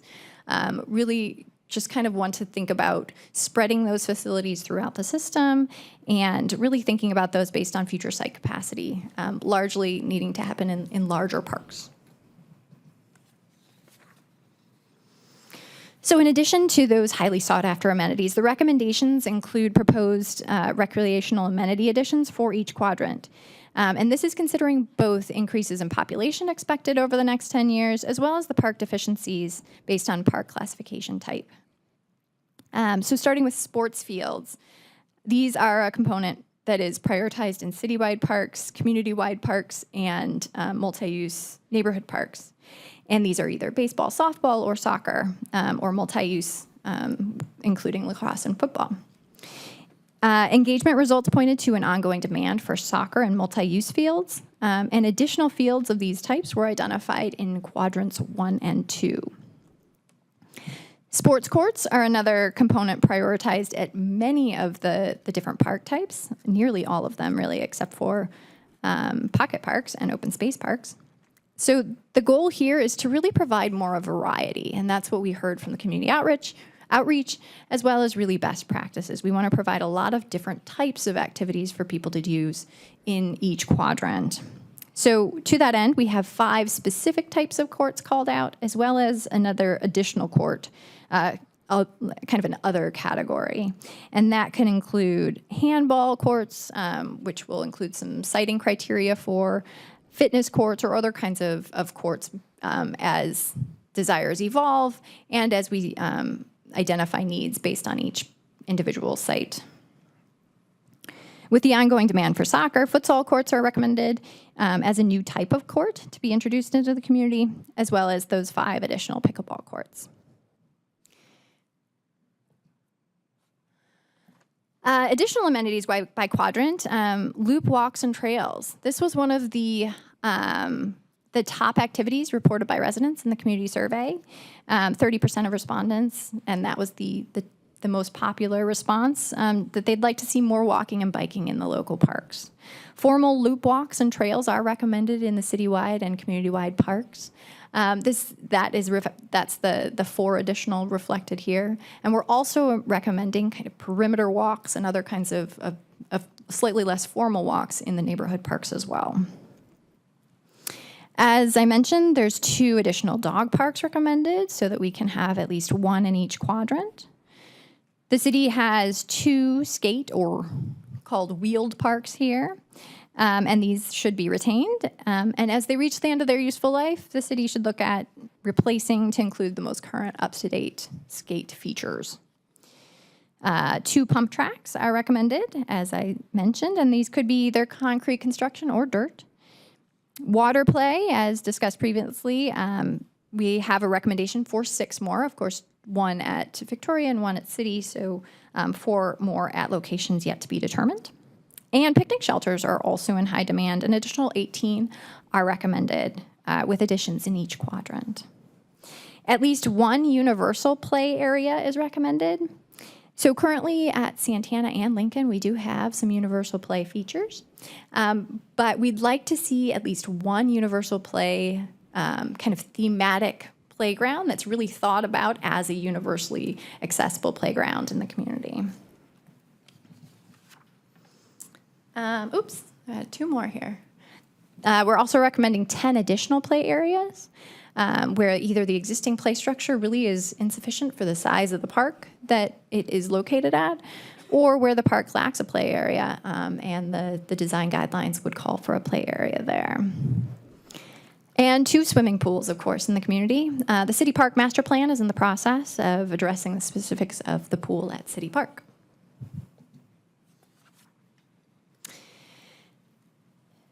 So some system-wide recommendations, some system-wide master plans look at kind of providing all of the possible benefits and all of the possible improvements that could possibly go into the system. We are trying to take a very practical approach that understands that money doesn't grow on trees, and we need to be more practical about what we can actually achieve during the life of a 10-year plan. So what we've identified here are really the big moves for the next 10 years that are logical and can be achieved within the finances that are available. These are based on the draft recommendations, and they include developing 5 new parks. That is the 3 detention basins and Oxbow and Skyline. And then significant enhancements, of course, at City Park. That's going to be a major project coming up. The enhancements at Griffin and elevating Brentwood Park to a community park. And then really thinking critically about what each quadrant needs with regard to the facilities and amenities in each quadrant. The additional spray grounds in each quadrant. Dog parks, pickleball, and the bike pump tracks, inclusive playground, lighting and shade, we heard really strongly, so elevating that in all of our local parks, ADA improvements, and of course we have other major programs going on right now. The Urban Forestry Management Plan is still in the works. We'll be needing to implement all of those pieces, along with the Trails Master Plan Phase 2. So at our next meeting, we would like to provide a little bit more feedback from, or we'd like to get from you a little bit more feedback on the next 3 parts. So I'm just giving a little preview here. The high-level costs associated with what we talked about today, as well as system-wide policies that were not addressed in the design guidelines, talking about operations and things like that. And we'll also be talking about major indoor facilities and programs recommendations, which we are not including today. Currently, we've got a survey out for the community to weigh in on the programming needs that they find most relevant. And please look out for that and provide your input as well. Ms. Finch went over our timeline, but just to re-review, we will have 2 more meetings with you to discuss and kind of work through some of these recommendations with you, get your feedback, looking at the next meeting on recommendations and the final administrative draft for your review in December before it goes to City Council in early 2024. So that concludes my overview, and I'm really excited to hear all of your feedback and discuss any questions that you might have on these draft design guidelines and system-wide and site-specific recommendations. Thank you, Ms. Finch and Ms. Sharon. Fantastic. Ms. Vargas, are there any speaker cards or written comments from the public? No, Chair, no speaker cards or written comments. Thank you. Commissioner Bass, do you have any questions or comments or thoughts?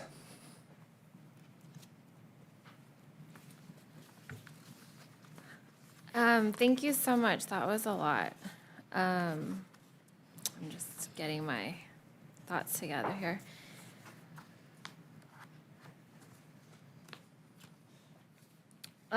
So for the Appendix E,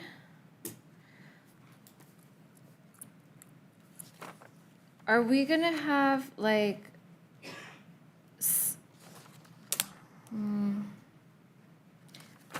a snippet about where the guidelines, like did we use best practices? Did we use community involvement? Was it a combination of both?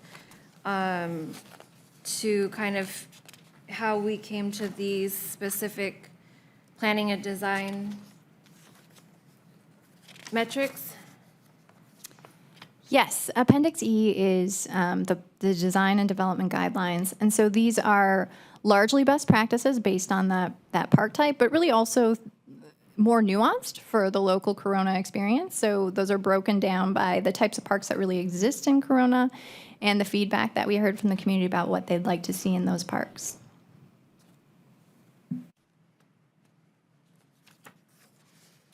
Okay, and so for the parks that we're talking about repurposing, that's based on what research or which appendix?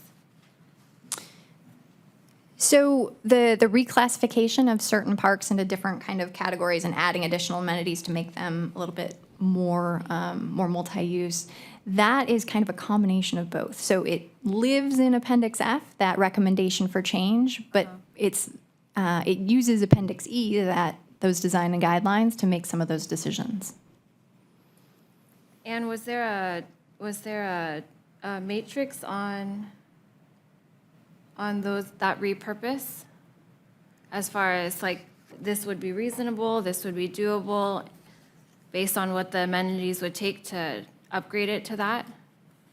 So those recommendations are included kind of in 2 different places. We have a summary of what it would take to address any deficiencies of that park type, and that lives in that big table. And there's a check mark for anything that's missing in that park, and that would be kind of the backup. The columns that, if it doesn't have it. Correct. Right? Okay. Yes. And so understanding that we want to use that lens of consistency, we identified where there was a gap. So for instance, there was a gap in community parks in Quadrant 1. So where, Brentwood Park, it was it was considered a neighborhood multi-use park, but we saw the ability for it to become a community park. It has the size for that. It has the opportunity to add additional amenities. So that was identified as the park to elevate up. Okay, thank you. I'll probably have to go back through that. A couple of specific questions on the amenities by quadrant. So for the pickleball courts, those are considered 4 singular courts?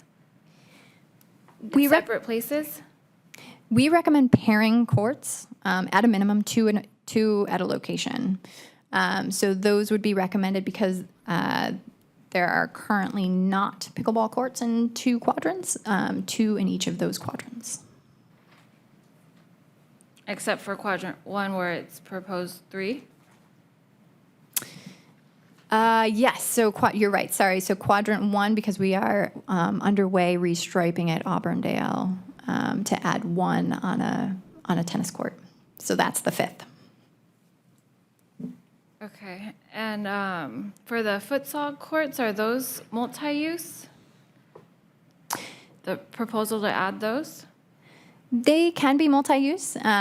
They are intended to be futsal courts, so they'll be designed to be the scale and size of a futsal court. But, as any space in a local park, it often becomes multi-use as well.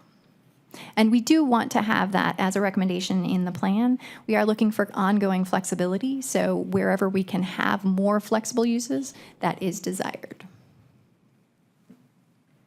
And I think for the sports field, the softball, baseball, I think that's supposed to be 12 there, right? In the proposed total column?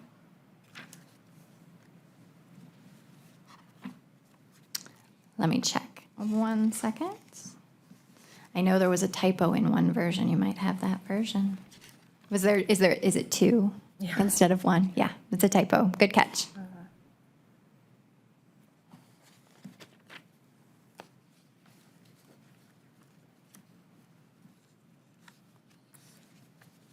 And, okay, so I know I saw the summary, the recommendation summary, and that it's going to be introduced in the 5 chapters for the outline, but we haven't seen that yet, right? Correct. Chapter 4 will kind of summarize this information, but it'll also have some of the system-wide recommendations that you'll see next time about operations. So this has a lot of the detail. We didn't want to include that in the chapter, but this will be summarized in what will be the chapter 4 of the master plan. Okay, this is going to be chapter 4 of the master plan? This will be an appendix. Appendix, okay.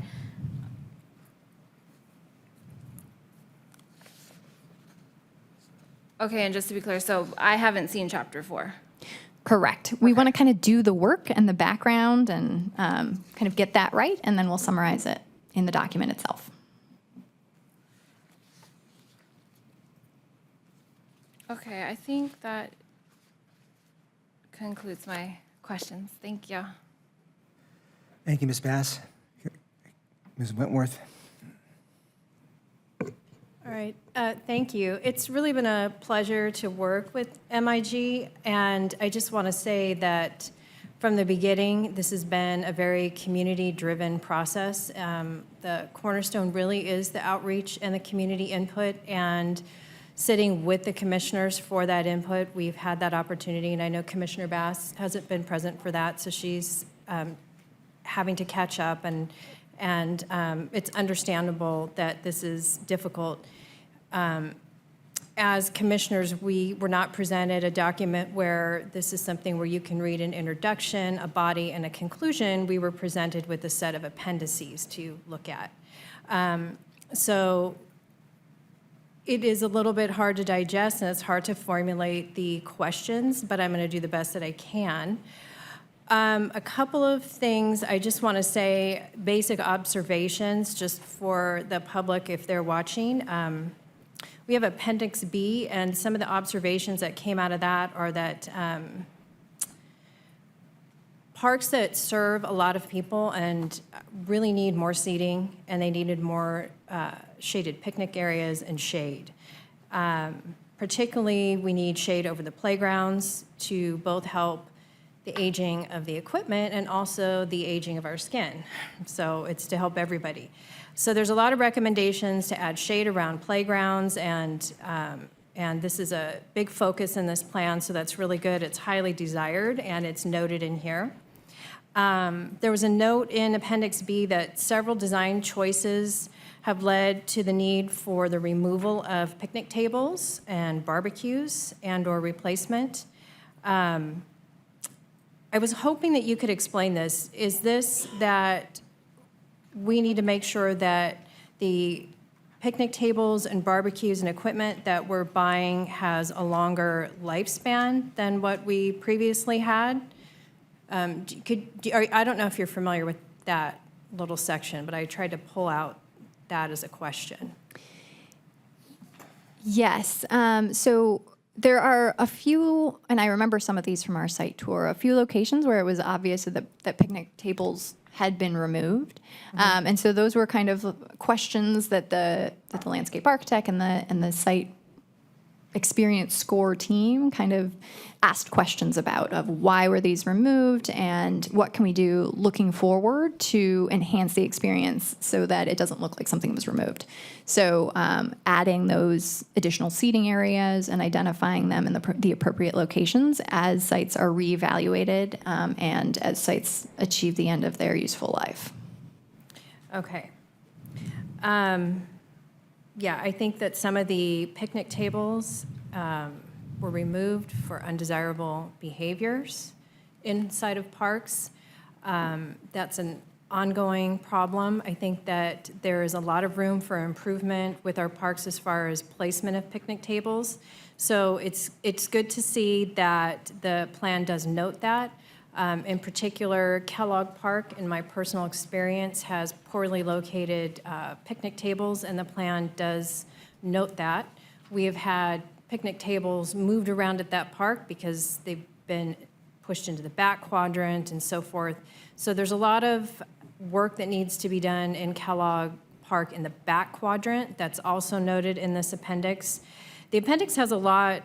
The 5 appendices or 4, whatever we're looking at, has a lot of details in them that really addresses some specific concerns and things that I think that anyone visiting their local parks, you can kind of put together 2 and 2 if you, for instance, if you go over to Kellogg Park and you play tennis, you notice how unactivated that back space is. And to have picnic tables and other things just randomly thrown about there doesn't make any sense. So I'm glad to see that you're evaluating that. Some other observations that came out of this are that our sports fields have some serious turf issues that require more rest and rehab work, and I think that the staff has put in a tremendous amount of time and energy, and the City Council has committed a tremendous amount of money towards bettering Santana Park, which is one of our highly used parks, but we also have turf issues at Eagle Glen, at El Cerrito, at these very busy sports parks that would require a lot more maintenance. And so it's good to see that that's acknowledged. I think the residents in the past and myself have come forward with bringing turf issues to the staff, and there hasn't been an ability to qualify how we would categorize it, what kind of standard we're working towards, what kind of improvements we can do. So I'd like that this document is acknowledging that, and then that piece works into the commitment of the city to improve the turf projects in our park system. The identity and character of parks scored the absolute lowest on everything for the appendices, which I think makes sense because the parks in the city were developed at a time when putting identity and character into parks wasn't a thing people did. So if you go to Marietta or you go to Temecula, you're going to see some really fantastic parks that have some fantastic character elements that really stand out. They're thematic. They've got murals that fit the theme for the playground. They've got color that fits. And these are newer parks in newer developments. So I understand why we scored as low, and I'm glad that, as you saw, we have the mural project moving forward. So it's good to see that we're going in that direction, and I think the community will be pleased if we can keep investing in that. As our new playgrounds roll out, we've got a lot more character coming through with the playgrounds, and if that can be tied in later. I didn't notice the appendices noting that, but I would assume that when that final document comes through, that kind of detail will be noted. We made a significant investment in recycled water, and the recommendation is to expand that to more passive areas and to take out grass areas to save water and to put more natural landscaping in there. All of that's noted. The other issue that, I just have a couple more, but is the lack of variety and unique amenities were also low scores for fun and to attract a broader range of age groups. So the notation is from the appendices and the inventory is that Corona has a very standard park items, and there's not a lot of diversity in the park items. So we seem to be serving just kind of a core age group. So we're not diversifying into people that are older. We have a focus on tots, but we don't have a focus on teens. So we're missing. I would like to see noted that we have inadequately addressed teens and older generations in our park. I think that we've adequately addressed toddlers, young kids, and kids active in sports below the ages of 18, but I don't think that we've involved the teens in recreational things. We've taken out a lot of like swing sets that would work for kids in junior high. You know, they're gone now. So there's things that have changed in the parks fundamentally that don't deal with what kind of physical activity tweens would like. So I'd like to see that noted more, I think, to make that more clear. I don't know if that'll come through in the document when you are like writing it out versus listing in the appendices, but that was one comment that I had. Okay, and then I just want to say, I'm going to move on from that, and oh, Lord have mercy, I gotta find, I don't know where this is, but amenity, we'll just go with your slide deck here. 28, amenities by quadrant. I just want to clarify, and it is mentioned in the appendices a couple of different places, the pickleball courts. So quadrant 1 shows 2 pickleball courts at Houston Park. I would like to have this be reconsidered. These 2 pickleball courts are baseline to baseline. They are unplayable. They're not being used. They're not installed in a way that you can actually play. There's no surround, so if your ball goes out, I mean, it's literally running over to the softball field. This was a first attempt at pickleball without any guidelines.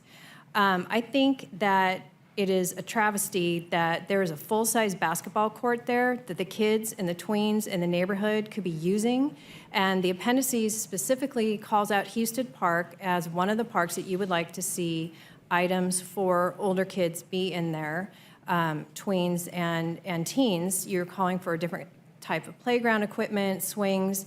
I think the returning of the basketball court would be more appropriate. So I'd like to see the pickleball court number removed and the basketball court reinstated as a potential future project for that park.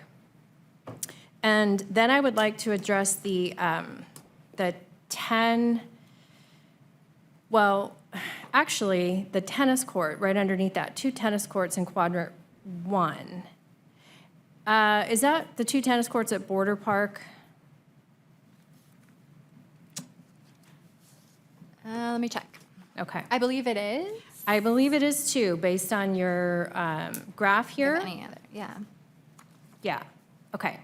So with the 10 pickleball courts that were painted onto the tennis courts, those tennis courts are not usable as tennis courts. They weren't just simply striped. So I think the plan needs to acknowledge that pickleball, in 2 instances, has removed amenities from the community park system, and rather than become a sport that is an addition to the park system. So I think that moving forward for Border Park, the pickleball was done, again, kind of like Houston Park, in an experimental phase. So If I may, it is actually not at Border in there. I'm sorry. It's at Mangular. Okay, There's the so two at Manglar. that's Mangular, okay. So did you take the 2 tennis courts where the pickleball courts are Yes. out of the system? Yes. Okay, good, all right. That's what I couldn't tell, that's why I asked. Okay.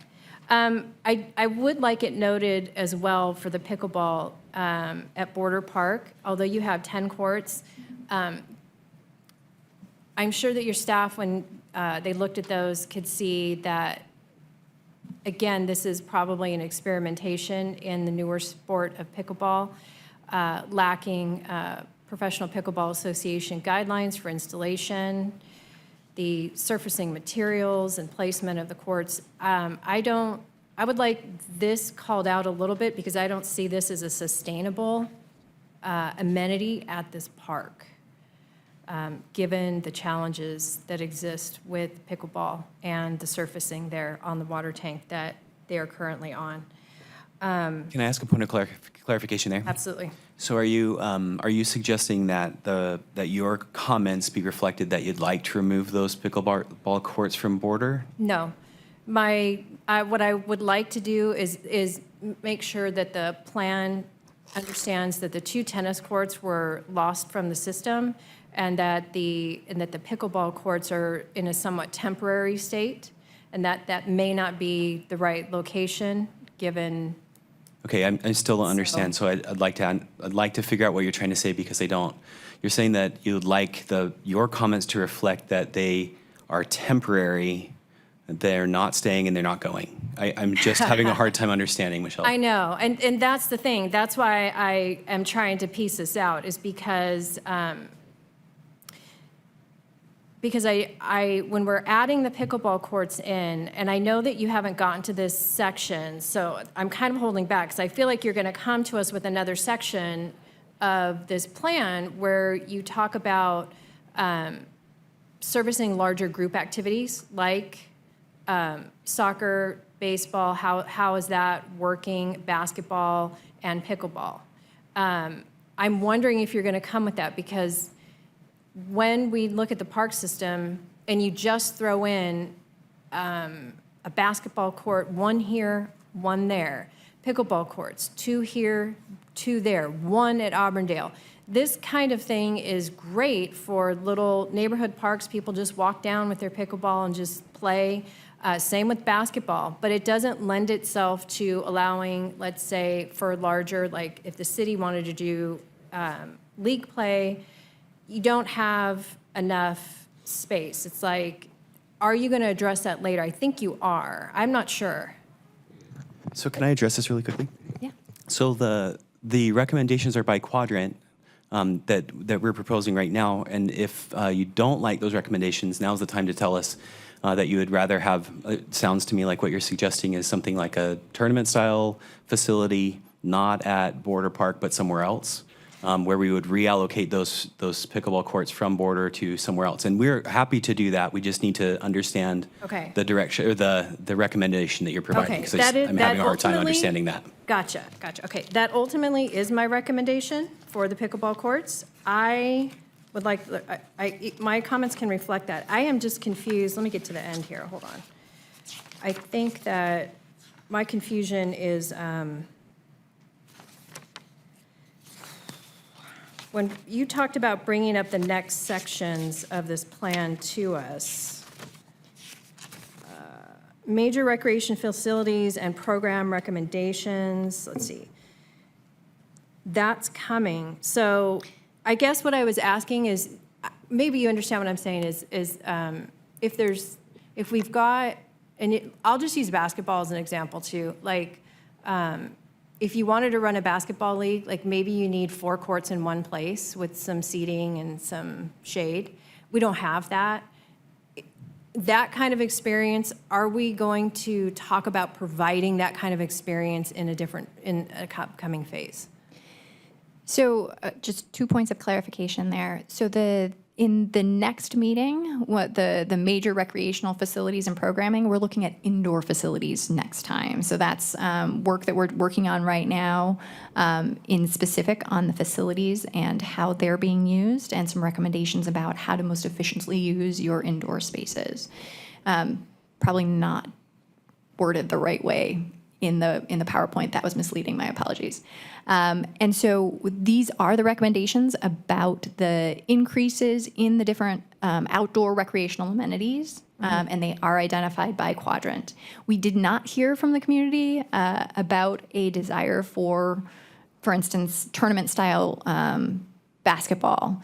We did include in our recommendations for pickleball to have at least one site where you can have, at least 6 or 8 kind of courts together, so that you can have that, maybe not a regional tournament, but you can have more of, some of the social activity that happens with concentrating, and smaller scale kind of tournament and gameplay. Okay. Yeah, that's why I brought that up, because I wanted to note that the 10 pickleball courts, as fantastic as it is to have 10 pickleball courts in one place, and this is the style of play that people use for pickleball, and I think that they will continue to use this style. I don't think one-off and two-off courts make any sense. If you're going to keep investing in a facility, I think that the larger facility where the people that are playing can have their pickup round robin tournaments, 10 to 16 courts makes sense, but not at this location. Ultimately, I never thought when we were talking about pickleball, the border would start out the way that it did, grow to what it was. It was just supposed to be that one-off, two-off kind of thing.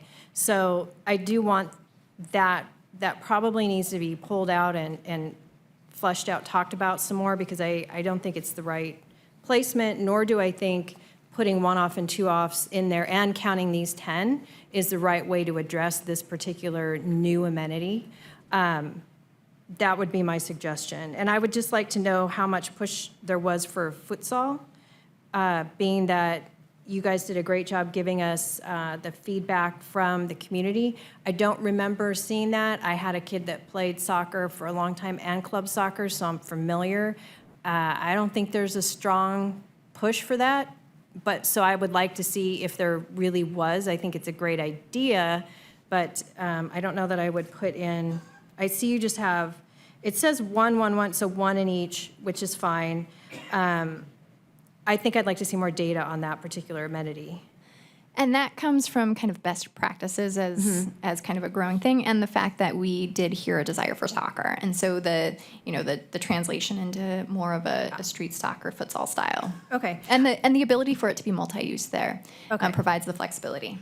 It would be great if you could use it as a roller hockey rink as well. Like, I don't know if they designed, that was one of my other questions, was I was going to ask you to explain the sports courts, because it's noted all over the place, sports court, and that's what I was thinking with the futsal. I was like, well, I would get out there and play roller hockey, but I don't know if, Roller derby, oh my gosh, only with you. Thunderbirds. So that was one of my questions. I don't know if you want to bring that to the next one. More, might be helpful for us to see maybe some visual examples of other cities with sports courts that show diversity or multiple use. I don't know if that's practical. Okay, and let's see. And sorry about this. This is, okay. Appendix F, Park Recommendations Draft. The first page has noting that the facility repair projects and costs were noted in the 2020 Parks and Facilities Inventory and Assessment to identify planning level cost estimates for enhancing and improving the park system. I would like it if we could, as a commission, I know that we were given a form of this or a summary of this. I would like to revisit this and review it alongside of this stuff. It's noted in here, but it would be great to, I didn't want to look, I was looking in my computer and I couldn't see if I had that document. I have so many parks documents in there, and so I know you guys have it, and I know we looked at it, but if that could be sent to, I would like it. If the others don't, that's fine, but that would be great. Yes, Commissioner Wentworth, we can share that document with you. I know staff does have a record of it, so we'll be able to provide that to the commissioners by the end of this week. Okay, thank you. And then lastly, I would just like to ask where we are with, so I looked at your definition for a regional park and your definition for an open space park. And I just want to say, by the way, that this is the way that you classify the parks, put it in this document so that we have agreed upon definitions is fantastic. So I think I'll take this moment to say overall, I'm very impressed with how you've organized the material, although digesting it through a series of appendix has been very difficult, and I am assuming that the draft would come through with the normal introduction and everything for everybody to read, like any document online. So I'll wait with that. But overall, I couldn't find really any faults there. I would say, I almost forgot, sorry. Again, Appendix B. One suggestion I would have on this Appendix B is you did consistently with the diamond graph on all the figures. I think it would be very helpful if you could explain how to read this graph or possibly design it different. I can sort of figure out how to read it, but I don't find it too user-friendly, so I think if we were going to put this this is going to be in the document for residents to digest, I think there might be an easier way to kind of put that together, or at least, You see it? what, Oh, yeah, it's that's small. it's all over Appendix B, yeah. So that was my one recommendation there on Appendix B. I forgot about that one. Okay, and then the regional park, I just want to say that most definitions that I read on regional parks is that they are not owned by cities. They are generally owned by larger agencies representing larger constituency bases. They're owned by counties, states, or regional park districts. They often charge an entrance fee, parking fee of some kind. I think that one of the regional park definitions, as you put for guidelines here, I would say that Skyline is challenged. You're assuming it's a highly accessible site, emphasizing universal accessibility, perimeter access at one or more bike, pedestrian, auto entry. Not sure we have one or more. I would argue maybe not, considering there's no parking in the neighborhood. Sufficient parking for site use. I think that if we expanded this into a regional park, we don't have sufficient parking now. I'm not sure that we would ever have sufficient parking, so that's kind of a concern. It requires wider paths for emergency vehicle access. Those are the things that are listed under regional park. It looks like to me that Skyline fits more for an open space park in the definition. It's a may. You have may be accessible via sidewalks, may provide parking, may include. Those aren't shoulds, they're mays, which means it's a little bit more flexible as a classification. Stewarded natural areas, connection to nature.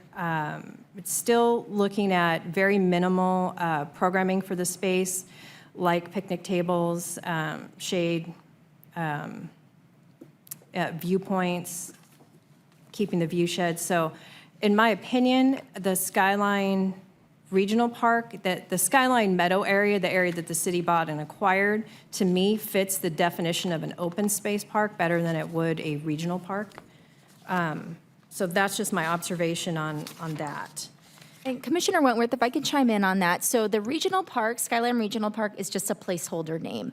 It was identified as part of the city council goal to go through the process, the master planning process, to determine what Skyline area could be. What comes out of that process could be that it ends up becoming just an open space area or more of a wilderness area.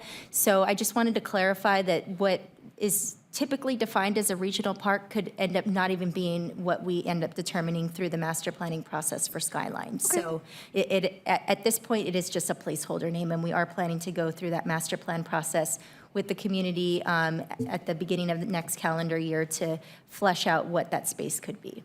Okay, thank you. That clarifies that. I think it's really good that this is organized. You listen to us about our quadrants, the traffic issues that we have here. So I think overall, you're helping to organize the city in a way that the residents can see and understand that within a biking, walking, or a very short drive distance, there's going to be a standard minimum of park availability and amenities to them that are standard within the area that they live. So thank you for hearing us on that. And in the details here in the quadrant, in the appendices too, it does call out that each major investment in the parks, like you mentioned Brentwood Park many times, will have its own set-aside park plan to make that investment. I read that correctly?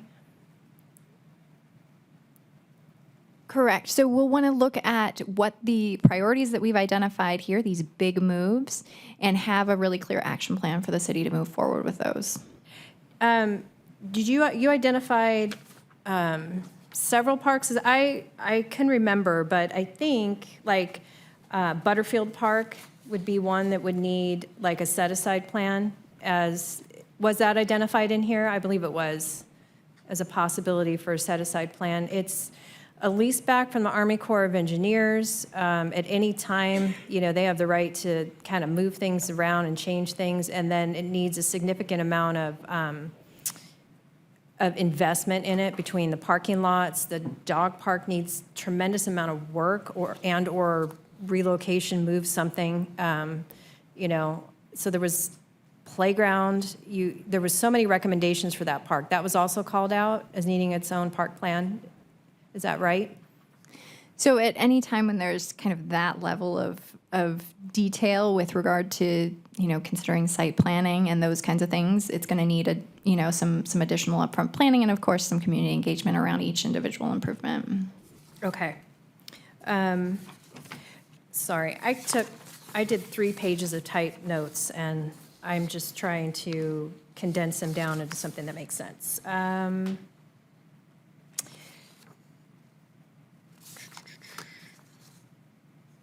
I think I'll just leave it at that for right now. I think that's plenty. I don't want to take up all this time, but thank you. Thank you for kind of going over this and getting into the weeds with me.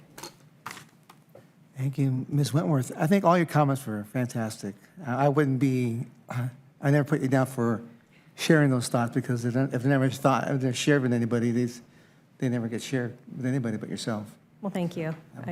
We need to grow, so thank you. So, Ms. Kinney.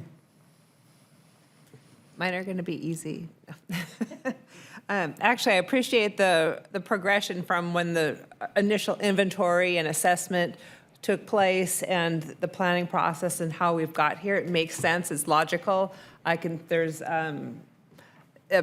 plan is coming together in a way that is easy to understand, and I really appreciate that.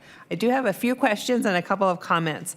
I was curious, when we're talking about equitable access and trying to distribute everything, did anybody do an overlay on the HOA parks? Because there's a lot of neighborhoods in parts of the city that have individual parks already, and then there's older neighborhoods that don't have any.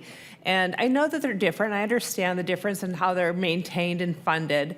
But I just was kind of curious when we're looking at that, if that came into any kind of decision or if that is just being set aside and not addressed.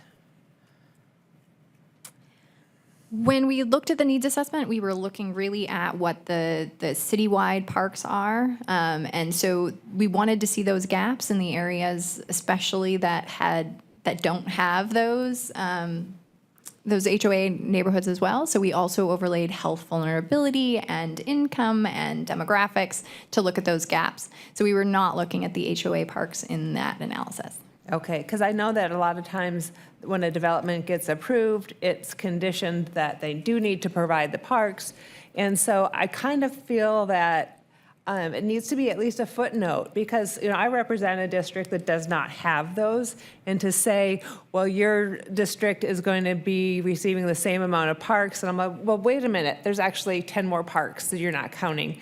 And so I just want it to be in the back of people's minds that it needs to be considered. And I know how politics work and all of that, and who pulls what strings to get what park in what neighborhood.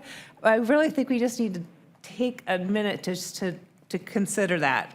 And then on page 20 and 21 in the slide deck, the system-wide and site guidelines, is that in an order of priority, or is that just a list that was generated? Page 20. Let me scroll to that page. So you've got 7 listed there. Yep, right there. Is that in any kind of order? It is not in any Okay. kind of order. No, it was kind of a logical order of our thought process as we went through making the recommendations, and then kind of concluding with the narrative around those recommendations, and then indicating what's the maintenance cost, kind of living off on the side. Okay, because there's also a lot of, we're still trying to catch up on deferred maintenance, and I don't want that to get lost in the conversation. So just wanted clarification on that. And then, back to, really quick, page 23 and 24, are they the same page? Or was there something different?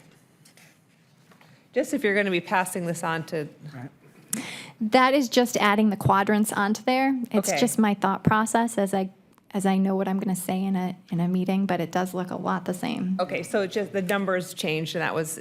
It just adds the quadrants onto Okay. the map, yeah. Okay. And then on Appendix 2, on Table F2, sorry, I know this is, there's, you don't have it memorized? I'll find it, though. So I was just confused on the math, and it looks like Skyline got added in after the, and, Are you on the slide deck? no, Appendix 2. Do you, Appendix B? oh, maybe, So they sent them to us with numbers, but they actually have letters on them. Okay. okay. So I think 2 was Appendix F, if I remember correctly, the recommendation system-wide and site-specific. Did you say Table F? F2, F2, so that's Appendix F. okay. Sorry. So I think I have a summary of it up here on the PowerPoint slide. No. It just doesn't include the acres. It says, park classification comparison, existing and proposed. And it has, the math doesn't add up on the table. At least I can't figure out how the math works. So like quadrant 4 has 291.7 acres proposed, but then the total is 52.5. Ah, good catch. I'll fix So- that one. Okay, so the math works so I think there's a formula problem somewhere in that table. I think you got it. Thank you. Okay. And then my last comment is on Skyline. I do appreciate that we're going to be looking at that in a different process, and that there will be citizen involvement.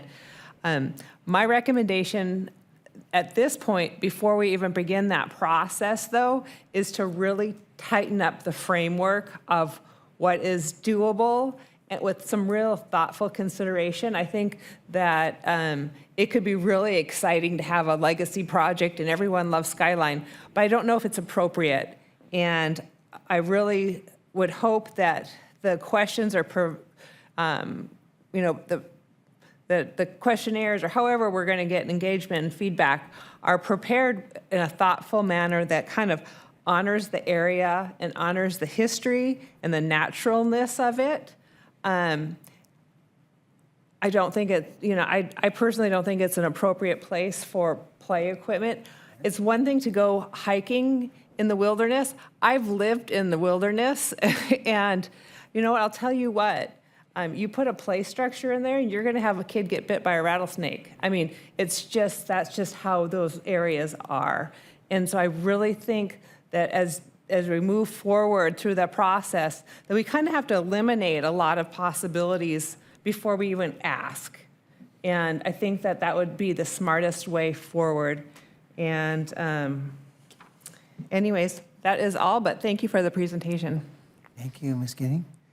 Vice Mayor? Vice Mayor.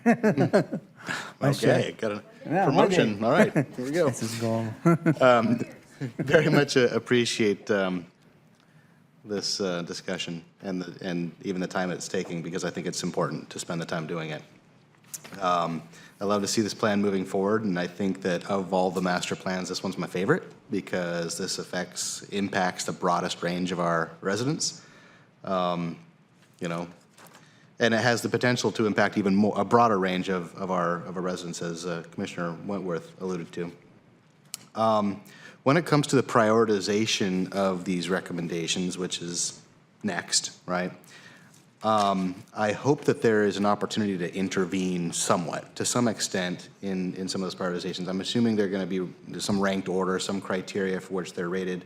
But sometimes these rankings create some weird results, like when I was reading through Appendix B with those, gosh, if I can find it. Where is Appendix B? Here is Appendix B. Over here. The same one with those charts, and I totally agree with the recommendation of maybe an explanation of how to read them, because it was new to me. The Griffin Park rated super high. That was a surprise to me, right? Yeah, it's got really cool features in these boulders, and that took it on a 10 in that category, and everything else is really low across the park system because it's kind of plain Jane park system for in a lot of ways. But then it rated a 9 for like ease of finding it. Huh? Yeah, what? I mean, that's the least findable park in our park system. So how did that happen? I don't understand. That was on my list. I was like, what? Thank you. Yeah, I would concur on that.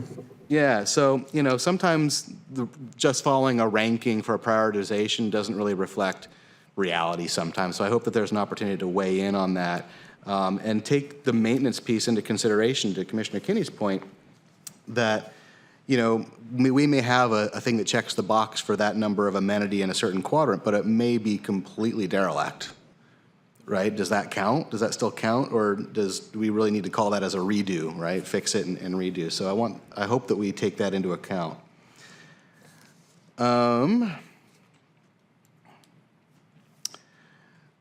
Santana Skyline. Maybe we just call it Skyline Park for now, but instead of leading the conversation in any particular way towards a regional or city or anything else or open space, we just call it Skyline Park for now. That would be something that I would recommend. It sounds like that acreage is really attractive to plug a lot of holes and fill a lot of these blocks in these charts, right? That we can put, there's all this land, we can put one of these there and a one of these there and a pump track and really tally up the numbers there in terms of amenities, and of course fix the deficient acres per resident that we currently have in Quadrant 4. That's the least park acres per resident in the city, right? And I know that wasn't represented here, but that is long known to be true, especially if you go way out of the west side, there's nothing, right? If we look at the map, one of them, you know, over towards the very west end of Corona, and that's where I'm from, so I'm a little biased here, but I know the area very well. You got Fresno Canyon Trail there, which is cool, but it's not a park. And for a lot of the residents, I'd say probably 2,000 homes, it's not a reasonable walk to any park, pocket park or otherwise. So I would like to see somewhere in this plan reflect a desire to put a park there. And I know that a lot of these things are aspirational in this plan, and that's fine. But I would like to see it reflected on paper or somewhere in the document that we should have something over there. And if you go way back in time in the Sierra del Oro specific plan in the 80s, there was a little park called Fresno Park, where Fresno Trail is now. It currently cannot be a park because that land was reused for mitigation for Foothill Parkway. So there went that available parkland. But there's a great little parcel at the other end of Fresno Trail. You know, it's currently not publicly owned. But, you know, I would like to see somewhere in the document that there's some sort of walkable to more people on that end, that extreme end of town. And I see that we're doing some of these redevelopments in some of these basins, which is cool, right? It adds the acreage, but in some cases, it's like a couple blocks from where there's another park. Like, looks good on the numbers, but in reality, we're not really distributing parks across more residents in some cases. So, not to say we shouldn't do those things, but I think we just need to consider, I would like to see a heat map from the residents' point of view, like in terms of how they're served. I know we got heat maps for the parks themselves and kind of the deficiencies in amenities and things like that, but I'd like to see a heat map from where people live and how far they need to go to a park. And I know that existed somewhere along the way. We had one. Do you remember? I don't remember it being in this report. It may not be in this report, but I know that we had one that showed that. Yeah. I think it's. Oh, maybe we're thinking of the trails plan. Maybe it was the trails. I don't know. Okay. All right. But in any case, I think that would be helpful as a guide, right, in terms of what we aspire to do in the future.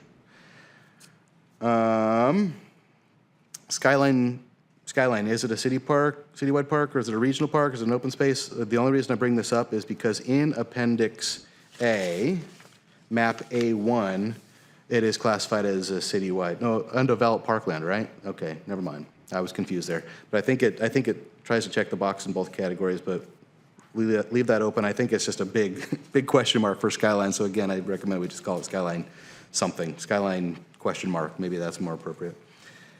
I was confused on the loop walks and trails. There's only one in quadrant 4 and there's only one proposed in quadrant 4. Where is that one?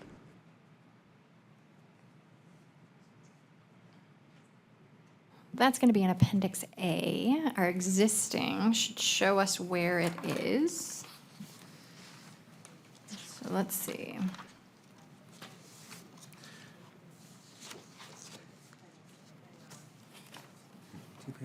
Ooh, I printed mine too small. Need my glasses. Maybe I could find a slide that referred to that.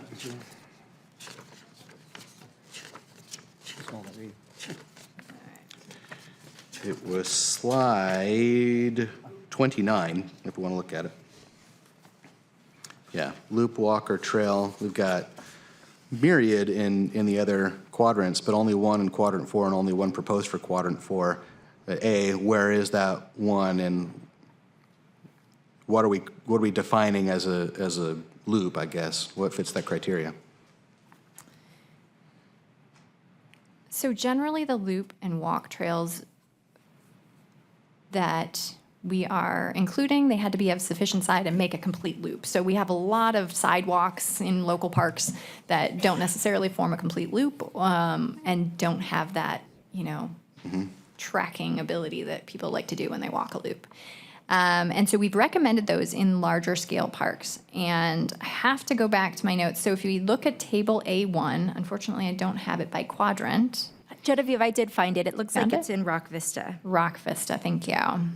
Oh, interesting. Okay. Yeah, so I'm curious about the criteria there, because there is a paved loop in Surface Club Park. There's a paved loop in Sierra Belle. It's a short one, but it exists. And it seems like it would be, one of the low-hanging fruit things to add, as people do want that. They want to look at a placard or some sort of, monument sign that says, you do this 10 times, you've walked a mile, right? Sort of thing, so they can kind of track it themselves. So I don't know that a specific length is required, as long as they know how many it takes to accomplish their goal. So yeah, I'm just a little curious about that one and what the criteria was, and if we actually have more, and if it's easier to add more, because I think that's something that I consistently hear. It was interesting to learn what futsal is in this process. It's traditionally an indoor soccer sport, and we're proposing to do it outdoors, but indoors has kind of got the barriers aside so the ball can bounce. So is that something that we were planning to do outdoors, or just flat and the ball just rolls away? More of curbed. Okay. Okay. Very cool. Yeah, exactly. Kind of like that. Yeah. Shade. I know it was mentioned in some of the narratives, But shade for caregivers, I think, is critically important because we can shade the play structures all we want and the picnic areas all we want, but if there's not shade for the folks watching the kids, they're not taking them there. Basketball courts, just something that I've heard is, we got 2 brand-new basketball courts up in Sierra Bella, but neither of them are regulation height, nor can they be because of the type of basketball hoops that were installed. They can't be adjusted to be higher. And we see folks who want to, adults and older kids who want to come and play on a regulation height basketball hoop. And I don't know if we have any of those in the city, to be quite honest. But as we install new ones, I'd hope that if there's multiples at a site, that at least the other one is regulation or even better, adjustable to meet changing needs and demands over time. Seems to make sense to me. They may not be as pretty, like the one with the big swooping blue arch in the presentation was pretty, but it's not adjustable.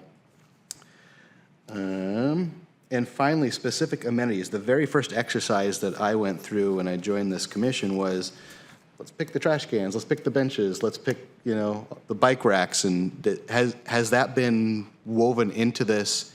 And have we decided on what the palettes of those specific amenities look like, or is that a different process?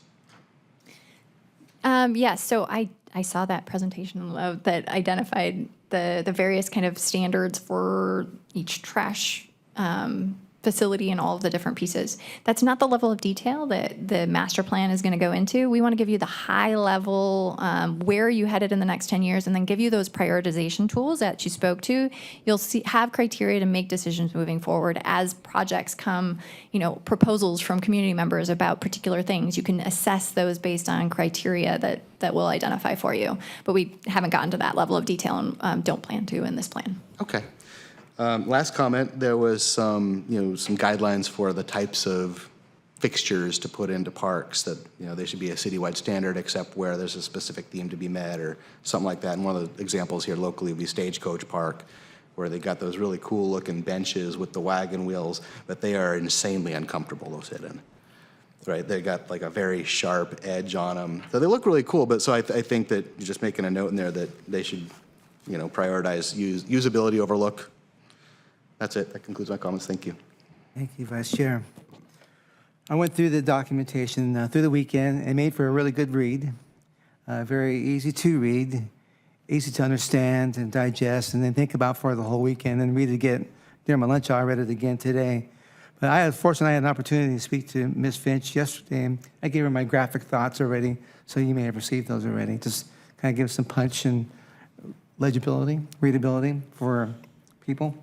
And then even reading through the documentation and hearing tonight too, I think we need to, it may address it at some point, just the parking for almost everything we do, because we put activities, amenities in a park, and there's no thought of consequence of where people are going to park. And Border Park's a big example of that, and it has a lot of people who go there. I went by today at 4 o'clock and no one was there, thankfully, I guess. Good thing. Right?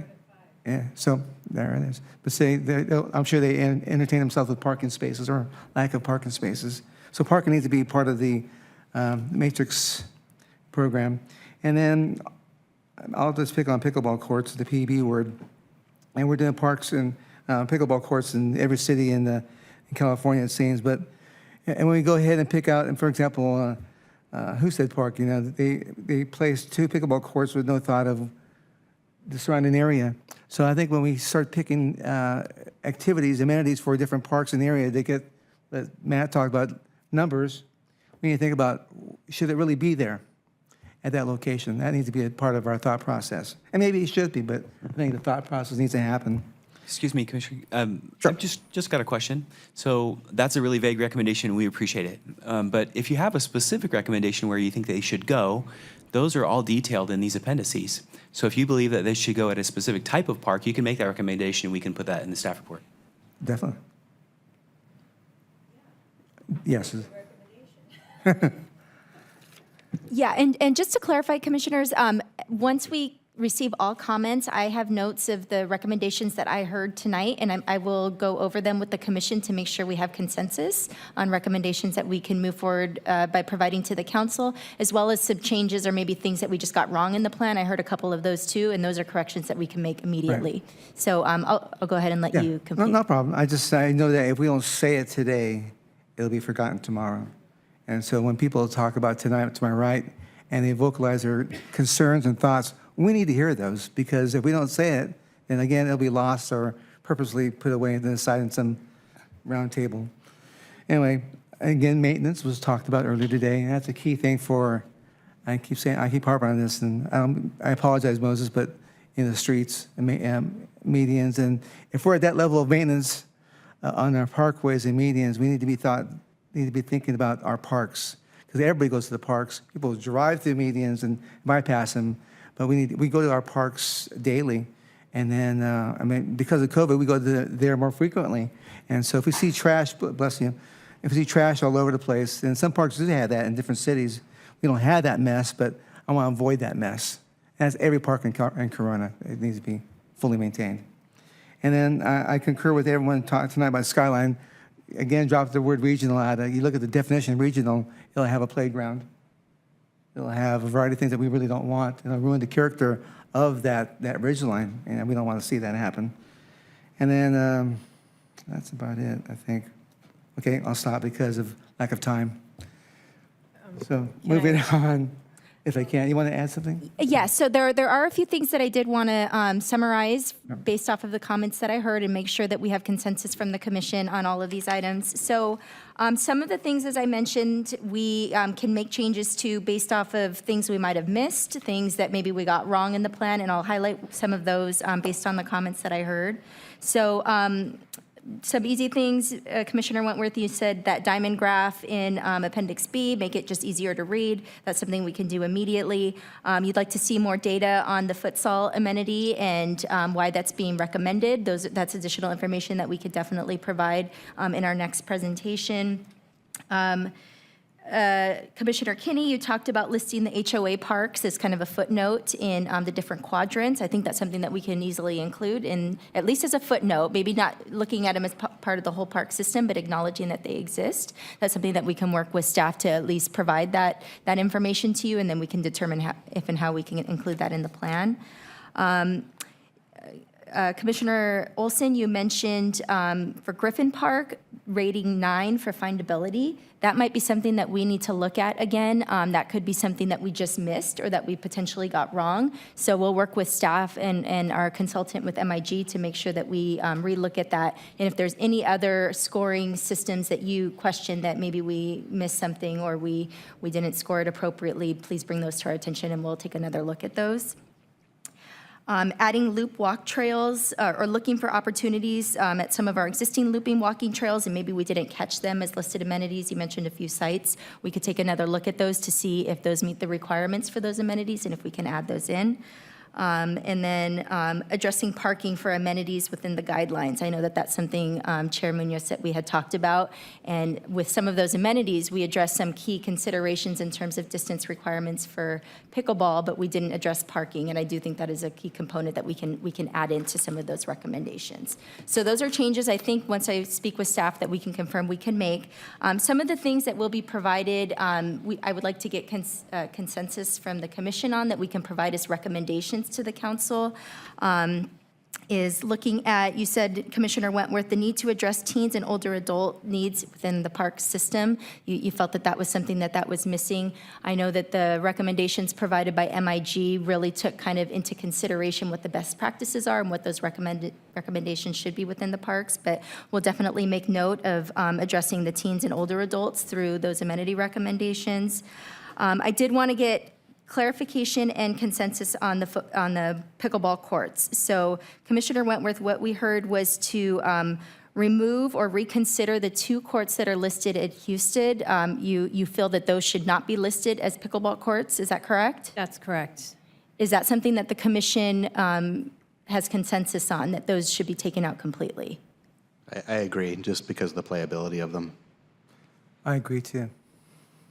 I've seen them, and I mean, they're just kind of that lines painted on Yeah, there's no surround to catch the ball. No one plays a racket sport baseline to baseline where you're going to crash into somebody behind you playing on another court. You put them side by side, not baseline to baseline. They're unplayable. And I guess add to that recommendation that, yes, I think the pickleball facility should be built somewhere else and Border Park should be returned to 2 tennis courts. Yes, so as that a was future recommendation to go along with the pickleball theme and the Houston is return the basketball and then return the tennis.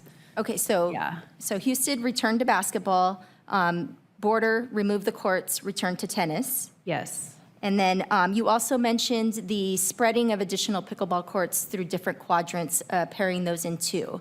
Do you think that should be taken out as well? I think that what I was trying to get at was with the sports and teen activities are played and sports are played, need larger facilities and they need more of them together. So, and for anyone can play pickleball, that's not a really age restricted. Right now, it's kind of an older set of people that are playing it, but I don't imagine that it'll stay that way. It's a sport that is not played in 1 off and 2 off. I don't think we are fully looking at the park plan with our sports with that in mind. I'm using pickleball as an example, but I could say tennis the same way. If you don't put enough pickleball courts in one place, you are not doing the sport justice. It's fine to have a 1 off and 2 off, but that's not gonna lend itself to the true nature of pickleball, which is you need people to play with, just like tennis. You can't play alone.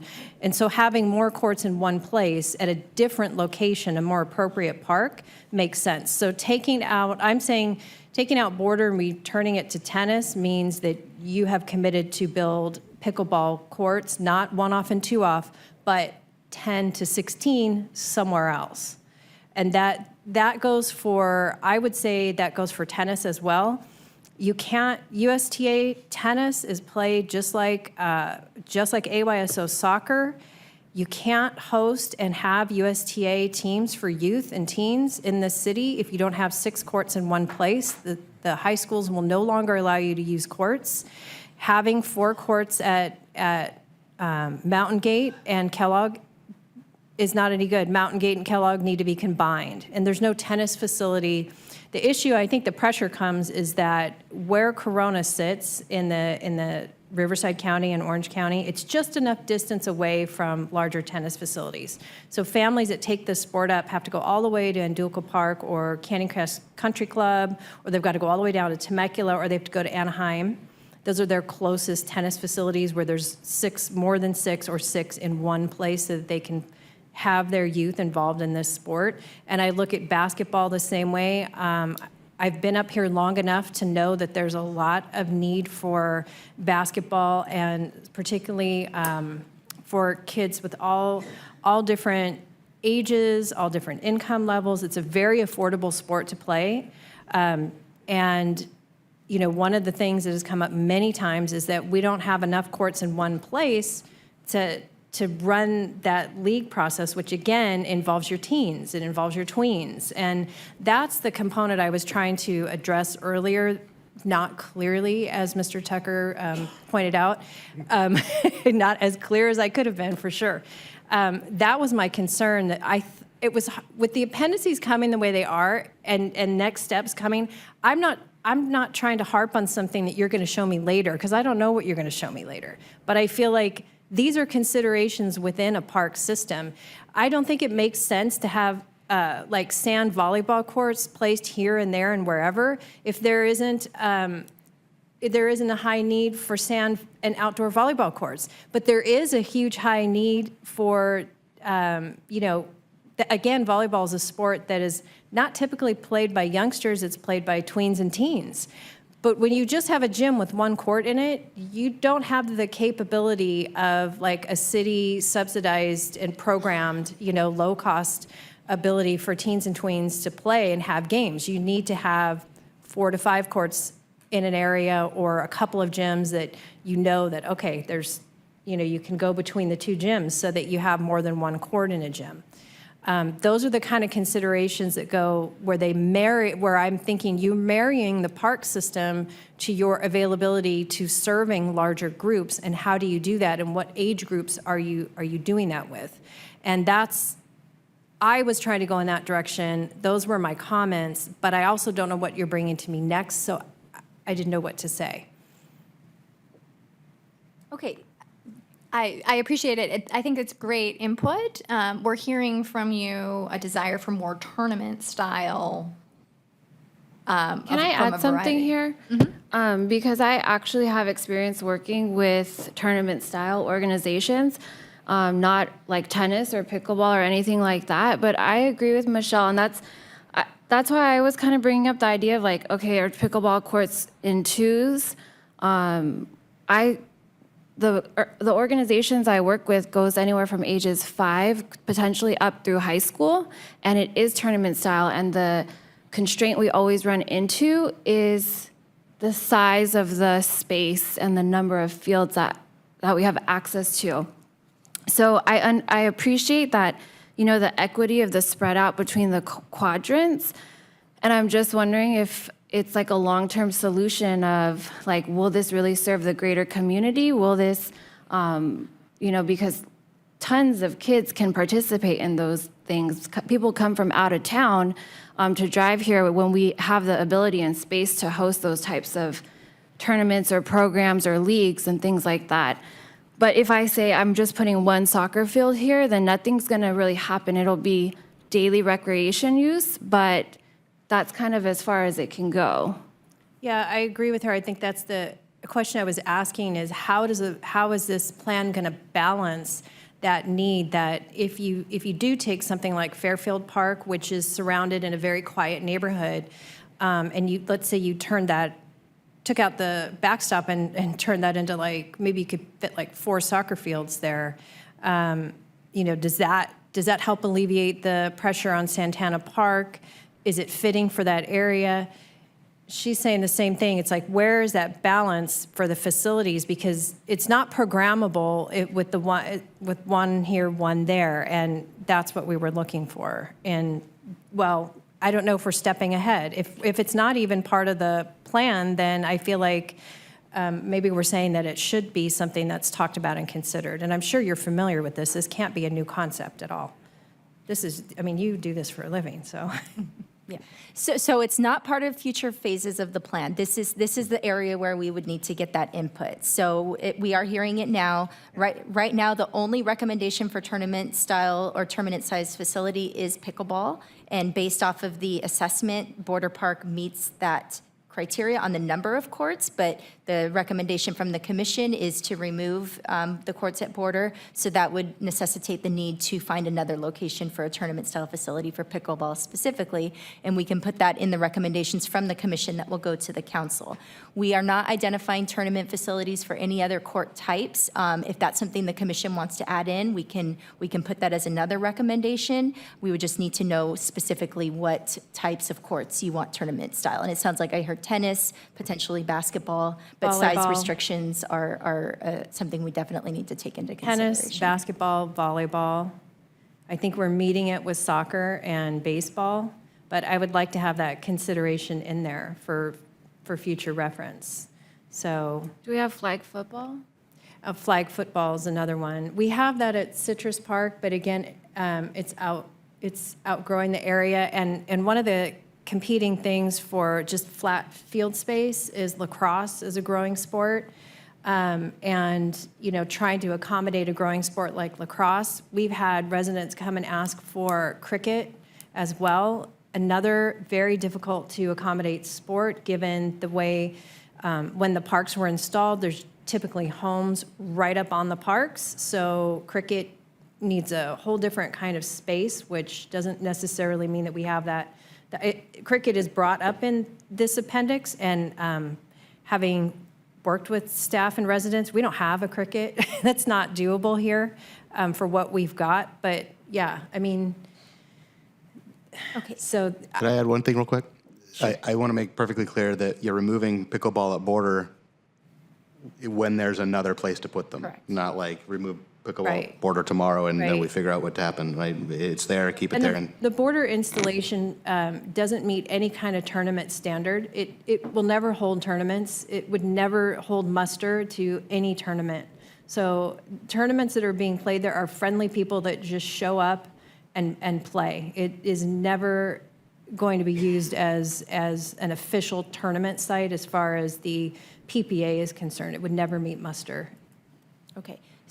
So is the recommendation then from the full commission, tournament-style facilities for all of these courts, or for all of these sports? So we would have pickleball, tennis, basketball, volleyball, and then football, lacrosse. We want tournament size for all of those sport types. I would have to ask, what does the region look like, right? With the pickleball ambassadors came and they showed us a drought of pickleball facilities and then the one at Border. That's a huge opportunity, right? There's nothing nearby regionally, but if there's something super close in Anaheim or something super close in, in Chino or something, a big baseball facility in Chino, for instance, right? Huge soccer facility in Eastvale. I think we need to consider the bigger picture and what the Right. opportunity is for Corona.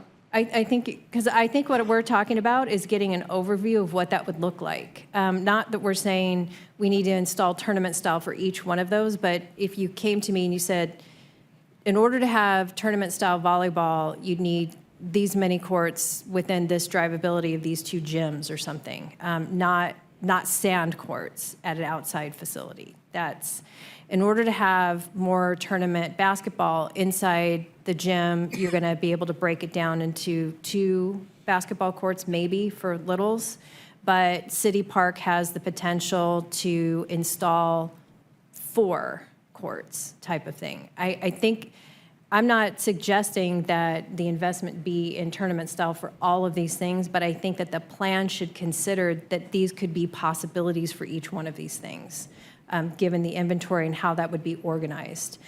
Tennis could easily become a facility that could be tournament style by simply adding 2 courts to Kellogg or 2 courts to Mountain Gate, and the function is satisfied right there. That's how I was looking at it. That's not a huge leap in tennis courts.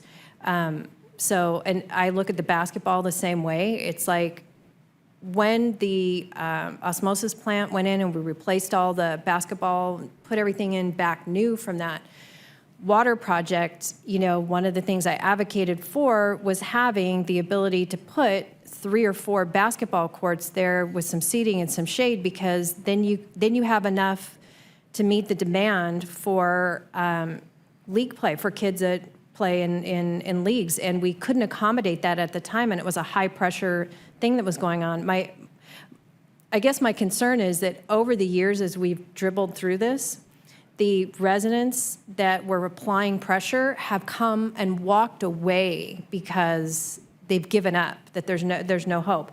And when they were coming to us, there was no money. There was nothing that we could even possibly do. But now we have the opportunity to talk about what that could look like. So if you have 2 basketball courts inside the gym that are indoors, and you have down the street at City Park 3 more, you have 5 that potentially could be for a kids league playing basketball, and your game's here, your game's there, and it could be done without adding too much to what we already have. It's just a consideration of how you use the facilities and how you put them together. I just want to add, and I'm sure everybody is aware of this though too, and I know we don't have the type of room that Silver Lakes has, but the Silver Lakes facility, there was 3 hotels that popped up after that started going, and there's a need for 3 hotels around Silver Lakes because of all the soccer tournaments that come in. So I don't think anything that grand is we just don't have the room for that, but it needs to be part of the conversation. And the 11th hour of the meeting, I don't think we should all just say, yeah, we want to have tournament for all these sports. I think that's kind of irresponsible and premature, but we think it needs to probably be part of the conversation.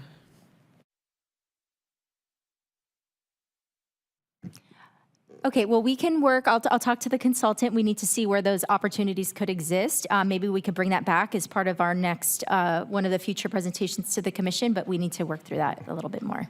Yeah, I think that we've identified some criteria for some of those key facilities, and we can also identify criteria for what it would look like at a tournament scale, so that you have that information as you make decisions moving forward and as opportunities arise. Right, time's going by here.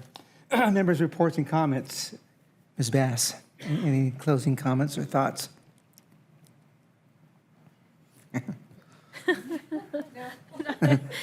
I'm all thought out right now. Thank you for all the hard work. I appreciate it. Ms. Wentworth? In the interest of time, I will just say no comments, but thank you for the hard work that you put into this. And I think MIG was an excellent choice for our consultant. I don't have any huge outstanding concerns by the way everything was put together. So these are just details, but that's what we're here for. So but I really appreciate that. I can see a real qualitative difference, so thank you. Ms. Kinney? I'll just say ditto, and that's all I have. Vice Chair? Yeah, thank you. Not much more to add. I just appreciate the opportunity to go through the details and see, be a part of how the sausage is made. So thank you. And for me, I think we hit a home run tonight. So thank you very much for your time. MIG is a fantastic office. High five to you and your firm. So anyway, thank you for joining us for the Parks and Recreation Commission. We will adjourn this meeting at 8:50-ish.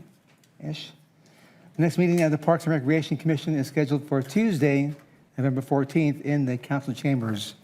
Thank you and have a good evening. Bye.